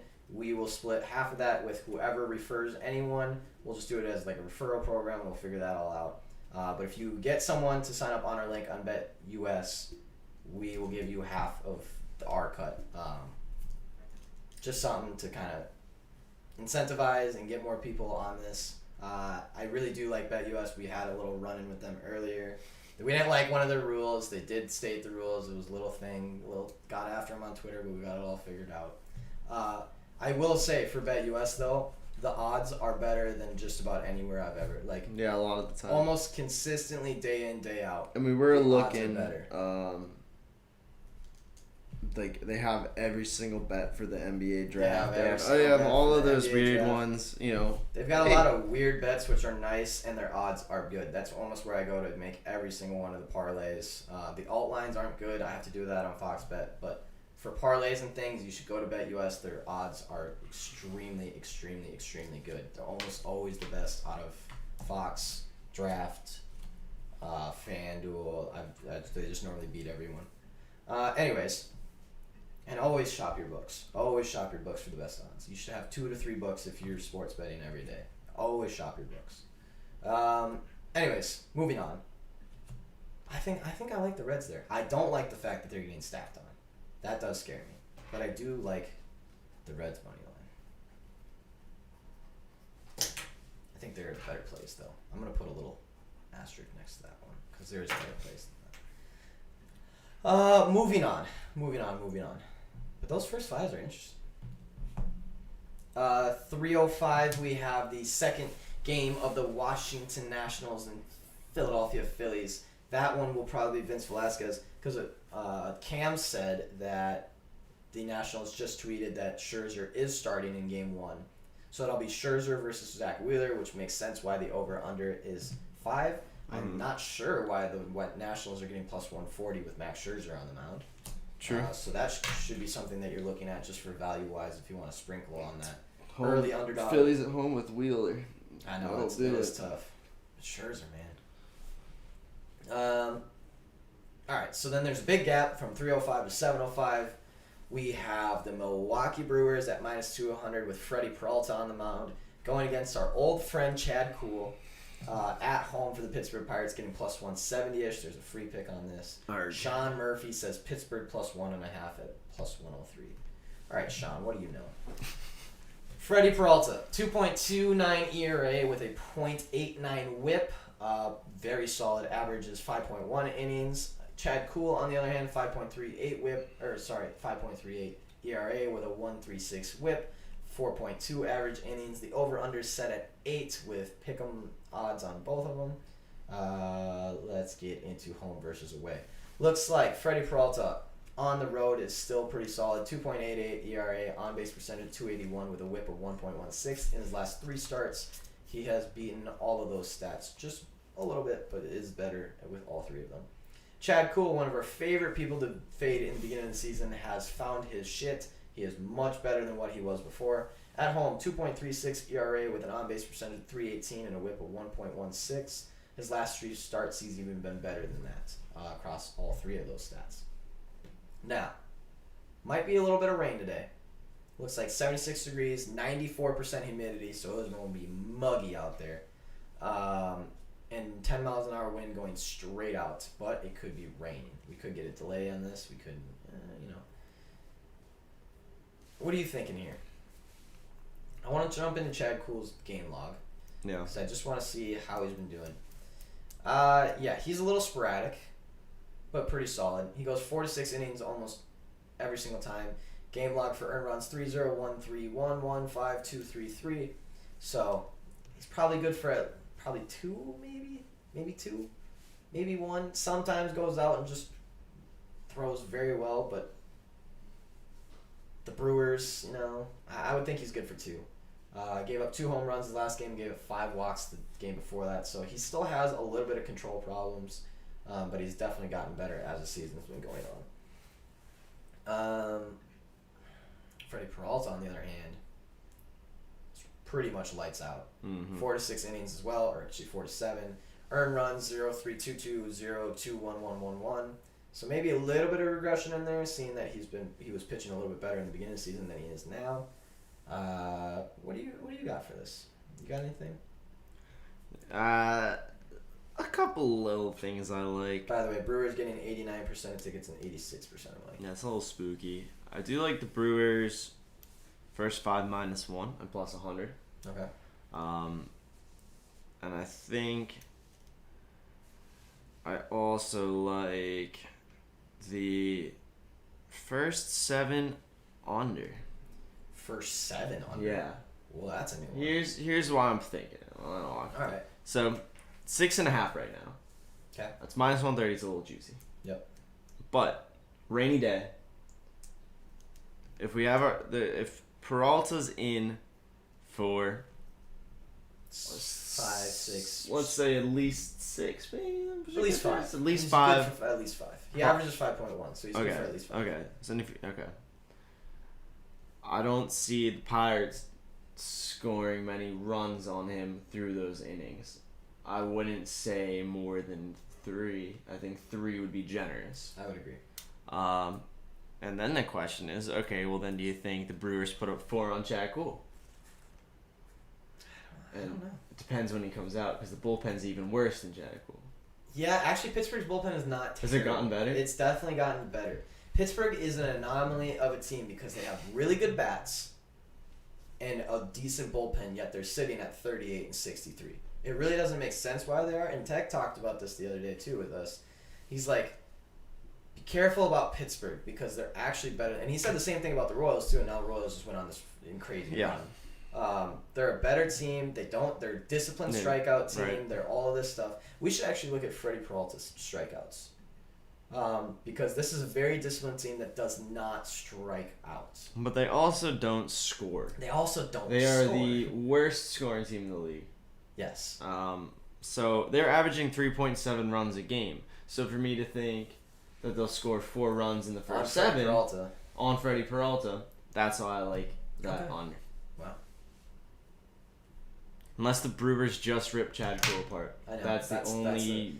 And hey, they've been ripping pitchers apart lately. They really have. I mean, they have not. Let's put it. They have not played great pitchers. Oviedo and Kranick are not solid pitchers, but Lance Lynn and Rodon is, and they put up only 1 against Lance Lynn, but 6 against Rodon, 7 against Giolito. They've definitely put up some numbers. Boy, their bats have really been working. Yeah. I just kind of realized that. 7-9-1, 6-7, 3-2, 8-7, 11. Whew. Jeez. Whew. But Chad Cool is scary because he's like secretly kind of good. I think that's just stay away, especially with Brewers getting stacked on. No, Milwaukee Brewers win this game. Absolutely, Milwaukee Brewers win this game. I don't care What's about the that? stack. 195. Do a little parlay. Yeah, that's parlay with something.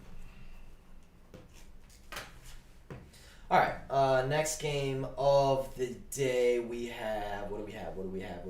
We have. Oh, I missed the 3:45 game. Dodgers. That's right. Dodgers. Giants. David Price on the mound versus Johnny Cueto. Looks like Dodgers getting minus 125-ish. San Francisco plus 105-ish. Boy, did I call that game yesterday. I said, hey, I think that the game is going to be close. I also said, might want to throw in on Giants just for value. And I was like, but there's one factor in this that makes me want to stay away, and that is the fact that Anthony DeSclafani struggles against the Dodgers. And what happened? Anthony DeSclafani got ripped the fuck apart by the Dodgers. Thank you, Eric, for saving people money. Anyways, David Price, 4-0, 3.35 ERA with a 1.46 whip. Only averages 1.2 innings, though. Johnny Cueto, 4.09 ERA, 1.25 whip. Averages 5.2 innings. I really don't want to dive into this that much because I just don't want to place a bet on this game. With David Price on the mound, it's scary because you have no idea how long he's going to go for. If they let him go for too long, he's going to get shelled.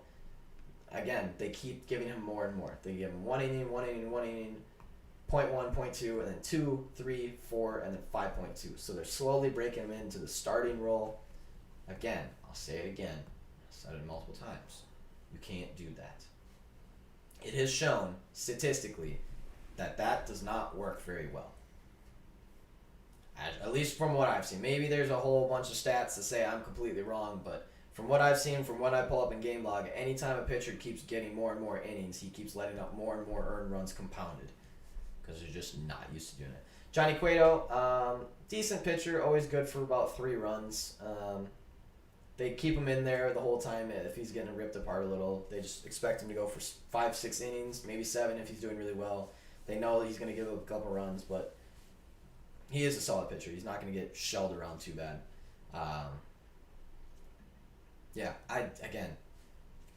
Actually, with this one, I probably would go with the Dodgers. This one, I would be more comfortable going with the Dodgers. Let me make sure they're not getting absolutely slammed.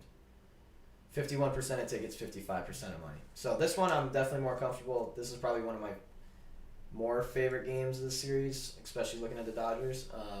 I don't trust David Price, but Johnny Cueto will give up some runs. The over-under is set at 8.5.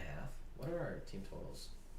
Dodgers are over 4.5 at -110, and the Giants are 3.5 -140. Interesting. Yeah, I think it's still just a stay away game just because it is the Dodgers and the Giants, and I've talked about it multiple times. My freaking thing. I've talked about it multiple times. You get plus money in the Giants at home. It's a tough one to not say. Oh, Scherzer's last game is in that. Yeah.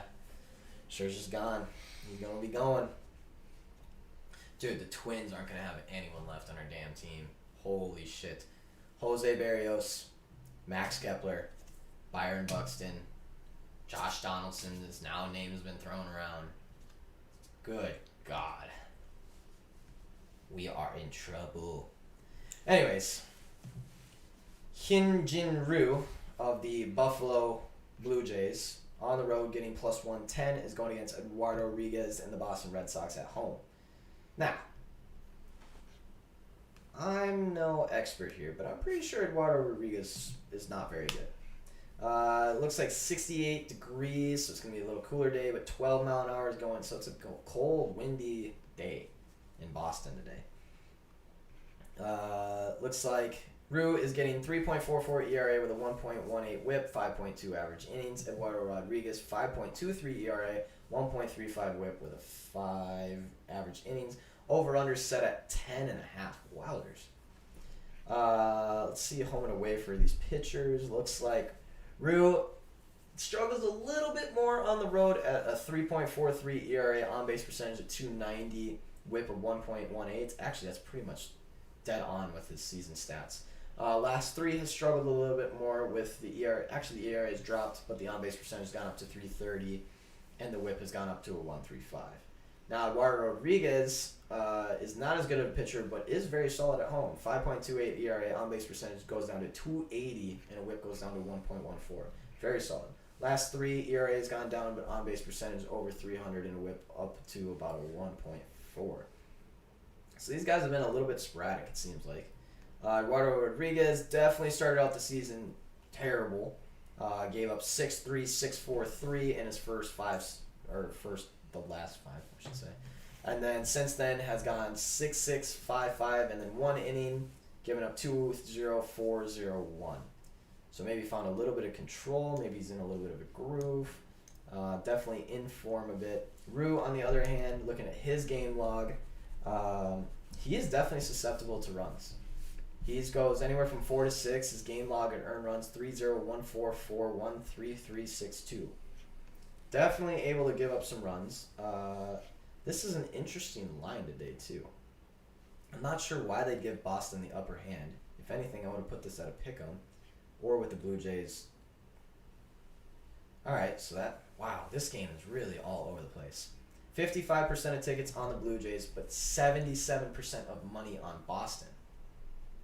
So, man, this game is all over the place. There's a lot of weird lines going on. There's a lot of weird stuff going on. Not a ton of everything makes sense. Looking at Blue Jays' last game logs, looks like runs 1-4-4-4, 10-0-4, 10-10-3. So they love that 4. And occasionally they'll break out for a 10, but other than that, they're really not. Their bats aren't that incredible. They're consistent, but they're nothing over the top. Boston's bats 4-1, 5-5, 3-6-5, 13-1-1. Can explode, but kind of the same thing. They keep it a little bit low. They're either going to get 1 or it looks like 5-ish. You're writing something down over there. What you got? I have two things I like here. Yep. I like the Sox first 5 over 2.5. Okay. Seems like our guy will let up close to 3 almost every time. Yep. -120. Take that. All right. And then I like under 10.5 here. 10.5 seems really high. I was also thinking the under 10.5. I don't know why it was set that high. Now, both pitchers, if have an off day, are definitely susceptible to getting ripped apart. Yeah. Definitely susceptible to it. But seeing how they're kind of in form, Ryu maybe not as in form. But man, 10.5. I'm talking about the dead ball attack and everything. It seems like if anything's listed at over 10, you shouldn't be taking it over. Unless you're live betting or something like that. But man, it The last 8 Red Sox home games have gone under. That was a nice stat as well. That was a nice little stat. Lead me to this under. It just doesn't seem. Their head-to-heads have been 5, 5, 9, 11, and 17, but the most recent have all been way under that 10.5 mark. Toronto Blue Jays are 44-51 over under, so lean the under. The Red Sox are 44-55 over under. They both lean unders most of the time. They both are averaging. They're both. The big thing is they're both big swing and bat teams. They're both averaging 5 and 5-point runs, 5.1 runs a game apiece. But they're also only allowing 4, so only one of those can be true if you're using that as a thing. I don't see us going over 10.5. Neither do I. Moving on to the next game, we have the Baltimore Orioles on the road against. Oh my God. Let me check the tickets real quick because I see that Casey Mize is on the mound. And if the Tigers are not getting slaughtered, which they're not, 72% of tickets, 69% of money. Detroit Tigers money line doesn't matter. Take it. I'm writing it down right now. Casey Mize, one of the most underrated pitchers in the MLB. I don't understand why. His last outing, I get it, he gave up 4 runs across 4.2, but that's the first time all season he's given up 4 runs. He's a very solid pitcher. Gives up 4-0, 2-2, 1, 3-3, 3-3, 1. Baltimore Orioles are not going to be able to do an overly impressive amount on him. Alec Wells is on the mound for... Alexander Wells, sorry. I was like, that's not Alec Wells. Alexander Wells on the mound for Baltimore. He's only pitched 10 innings this year. He went 2 innings, 2.2 innings, and 5.2 innings where he gave up 0, 2, and 3. But he gave up 5 and 4 hits. Strikeouts went way up in the second one, but he also gave up 2 dingers. The Tigers are at 4 or 5.5, I bet. They are at 5.5 plus 100. Orioles are 4.5 plus 100. Damn. 82 degrees, wind going 9 miles an hour straight out. All right, let's jump into the pitchers a little bit. Let's jump in. Casey Mize, 3.72 ERA at home, on-base percentage of .313, whip of 1.22 in his last 3 starts, 4.26 ERA, on-base percentage of .245, and whip of .95. So definitely a lot better in his last 3. Alexander Wells, 4.35 ERA on the road, on-base percentage of .340 with a whip of 1.55. But in his last 3 starts, even though his ERA has gone up slightly, his on-base percentage has gone down to under 300 at .292 and a whip of 1.24. I still think Alexander Wells is attackable. I will say, both these teams have pretty impressive bats. I also will say that it seems like when Casey Mize starts, the Detroit bats are on fire. 8 runs, 14 runs, 5 runs, 2 runs, 3 runs, 5 runs, 4 runs, 6 runs, 1 and 3.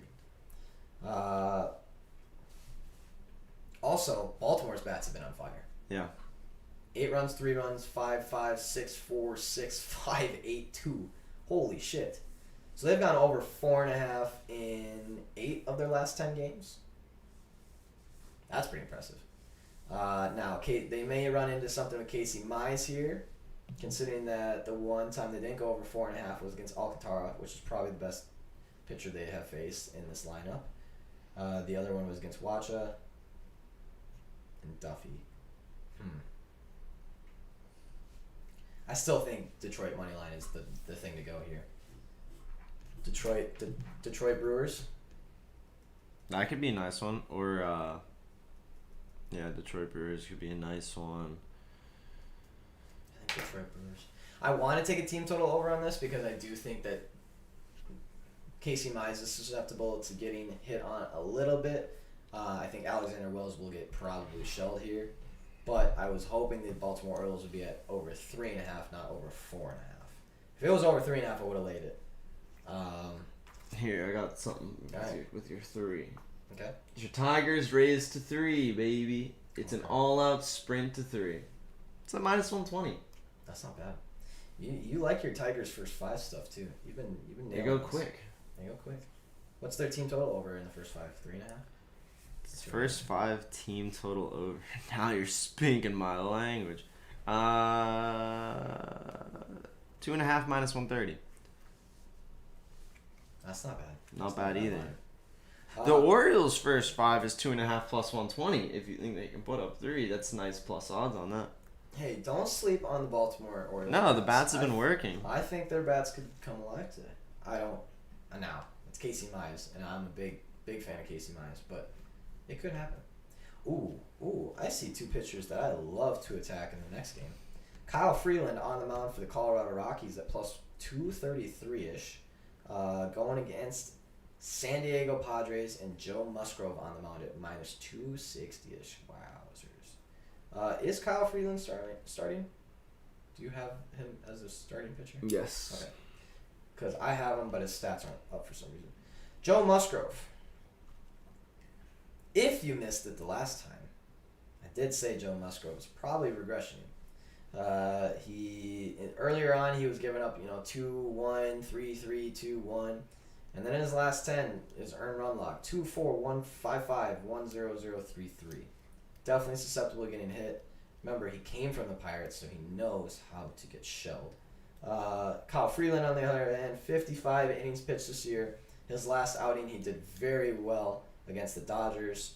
It was when the Dodgers really couldn't hit the ball for some reason, though. He has definitely gotten better. He started out very bad, earned runs 3-5-8, 5-1. In his last 5 starts, however, it's 0-0, 3-3-1, and he's gone over 5 innings in all of them. This is an interesting one because the Padres can rip apart Kyle Freeland, and the Rockies can rip apart Joe Musgrove. What's our team total overs for this? Because I see the over-under set at 8, but it's juiced. Give me Rockies team total over again? Run it back? 2.5 minus 135. 2.5 minus... Oh, come on. They can score 3 runs against Joe Musgrove and the Padres. Come on.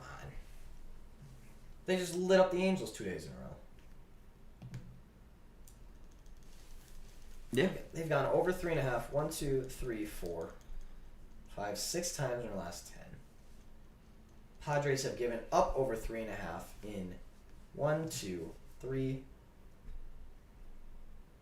4, 5 of their last 10. Man, I like that Rockies team total over. I really do. I also like the game over. It's only at 8. Yeah. Wait, sorry. What was Rockies team total over? 2.5. So what did I say? Minus 130. Yeah, 135. What was the other team total over that we had? Do we have any? I don't think we. I think that's our first team total over. Mine at least. We've got a couple we discussed. Yeah. But. No, I think both these pitchers are attackable. I think Kyle Freeland could have a really bad day. I also think Joe Musgrove could have a really bad day. Rockies bats have impressed me at least, especially on the road after being like a 4-34 team on the road. They are now 11-38. So that's definitely not an angle anymore just to place them on the road. I do think the Padres win this game, but at minus 280, like fuck that.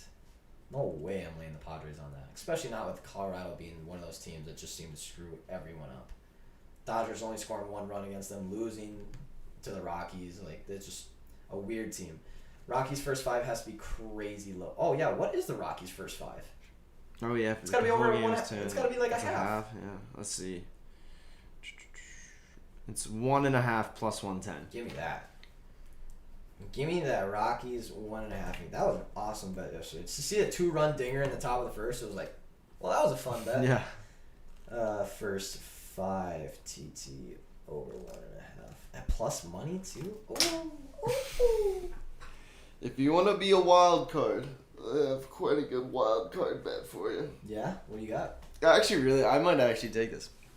Rockies to score first and lose. Is what? Plus 250. Holy shit. That's not bad. Because you kind of guessed that they're going to lose this game. Might lose. When it's minus 280, whatever. Yeah. Yeah, probably going to lose this game. But they could easily score the first run. They've been getting out hot. They've been coming out hot, yeah. They've been coming out hot. If you want to be like, I'm called this game, I might do it just so I can say it if it wins. So and I'll pretend it never happened if it loses. Yeah. I like it. That's not bad. I'm just write it real quick. I wrote the first 5 team total over. I like that one. Again. Wait, what is it on BetUS? What's our Rockies team total on BetUS? Maybe the line's a little bit better. The Rockies team total on BetUS is it's 2.5 minus 1. That's actually what I used because DraftKings crashed and I was looking for it. On DraftKings, it's exactly the same. All right, cool, good enough. One more game left today. Let's go. We're out of here. One more game. Frankie Montas on the mound for. Actually, this game is before that other game. That's so confusing for the viewers. I know. I'm sorry. Oakland A's. Frankie Montas on the mound. There is no line for this game though because we have no idea who the Angels pitcher is going to be. Correct? Let me see. Sometimes BetUS has it when Sometimes they do. I have no line. No, yeah, I don't even have this game on here. I don't think. All right, well, let's at least jump into Frankie Montas. Give him half a. Frankie Montas, 112 innings pitched, so that's quite a bit. ERA is 4.34. I'm seeing Dylan Bundy on DraftKings. As in, like, Kansas City Royals, Dylan Bundy? Well, LA Angels, Dylan Bundy, apparently.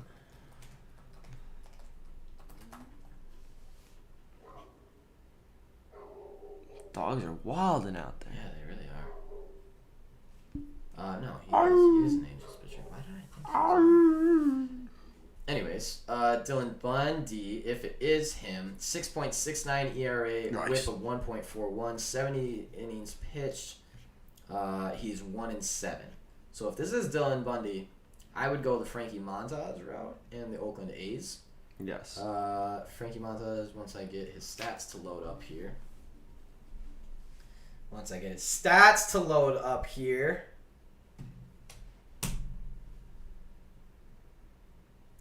Well, whenever his stats load up, I'll tell you about him. He is a decent pitcher. He's been known to get shelled a few times. I always remember him for being the guy who gave up 8 runs to the Texas Rangers when the one time I actually did bet the Oakland A's. Other than that, he's going to give up a couple runs, and I'm doing this all with no stats in front of me. But he's known to be getting up, give a couple runs. He's probably good for 2 at least. I would say maybe even 3. I don't know how he is on the road. If you think he's good for 3, that LA Angels first 5 over 2.5 is plus 130. The full game Angels is 4.5 plus 115. However, what I'm thinking is a little nicer is first 5 over 2.5. Okay. Mr. Bundy. It's minus 105. Almost even on that. Oh, wow. I wish we had an over. I wish we had more lines for this game. Yeah. This could be a game that would be worth looking into. If our over/under is set at like 8.5, I would love the over on this. I think Bundy. I'm seeing it 9 on DraftKings at the 9? moment. Yeah. That might be worth laying. See, the problem is I don't trust the Oakland A's bats. They have fucked me over so many different times this season. Well, in Anaheim, California, Angel Stadium, they've been averaging 10.5 runs per game. Did we talk about this? Yeah, this was very similar. And what are we putting up here? Ohtani rips bombs in his home stadium. Angels are putting up 4.8 per game, allowing 4.8 as well. The A's are putting up 4.4, only allowing 3.76. I think the look I like the best here is for a general thing is just the A's straight up. Yeah. Yeah, I would agree with that. I also like them. They're over first 5, 2.5 minus 105. Okay. Looks like the line is going to be minus 130-ish. Oh, also, here we go. Yurfie has hit in the Angels' last 6. Wow. What's the Yurfie at? Let's find out. We'll jump into a little nerfy today. Yurfie. Minus 125. That's not bad. Actually, I like that. Because Frankie's been known to give up a few. Angels, A's, Yurfie. Do you like that? Alright. That's it for the bets today. To recap my post-it notes, I got Braves money line, Whites Sox Royals under 9.5. The Reds money line, which has an asterisk on it because I think there's better plays today. Don't think I'm gonna lay that. I like the Brewers money line parlayed with Detroit money line. Blue Jays and Red Sox under 10.5. Rockies team total over 2.5. Rockies first 5 team total over 1.5. And the Angels and A's year fee. I got the Rays over 3.5 team total for full game plus 100. White Sox Royals under 9.5. Reds Cubs first 5 under 4. Reds minus 1.5 in first 5. I'd really like that one. Brewers first 5 minus 1. A little bit of a Pirates Brewers first 7 under 6.5. Red Sox first 5 over 2.5. Jays Sox under 10.5. Tigers win the race to 3. A's first 5 over 2.5 in the year feet. And then fun little wacky boy of the day. Rockies first to score and to lose. Okay. Ooh, also, because, yesterday's didn't work out the greatest, but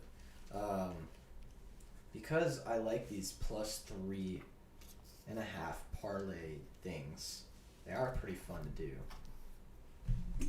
Who am I going to lay plus 3.5 on today? Oh, I would say Toronto Blue Jays for sure. Give them the plus 3.5 in the parlay. I would say. Who else do we like here? Damn. The Rays maybe? But I think Patino could get lit up. That might be it. I don't think there is a big teaser parlay today. I don't think so. Take them as they come. Yeah.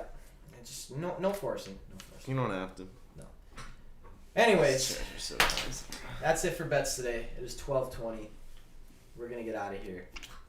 We hope you enjoy the new studio. It's gonna be here for a while. We sure do. This is the way it's gonna be. We're done moving. No more couches. Well, maybe sometimes a couch, because the couch was kind of nice. Nothing wrong with the good couch once in a while, but sometimes you gotta keep it professional.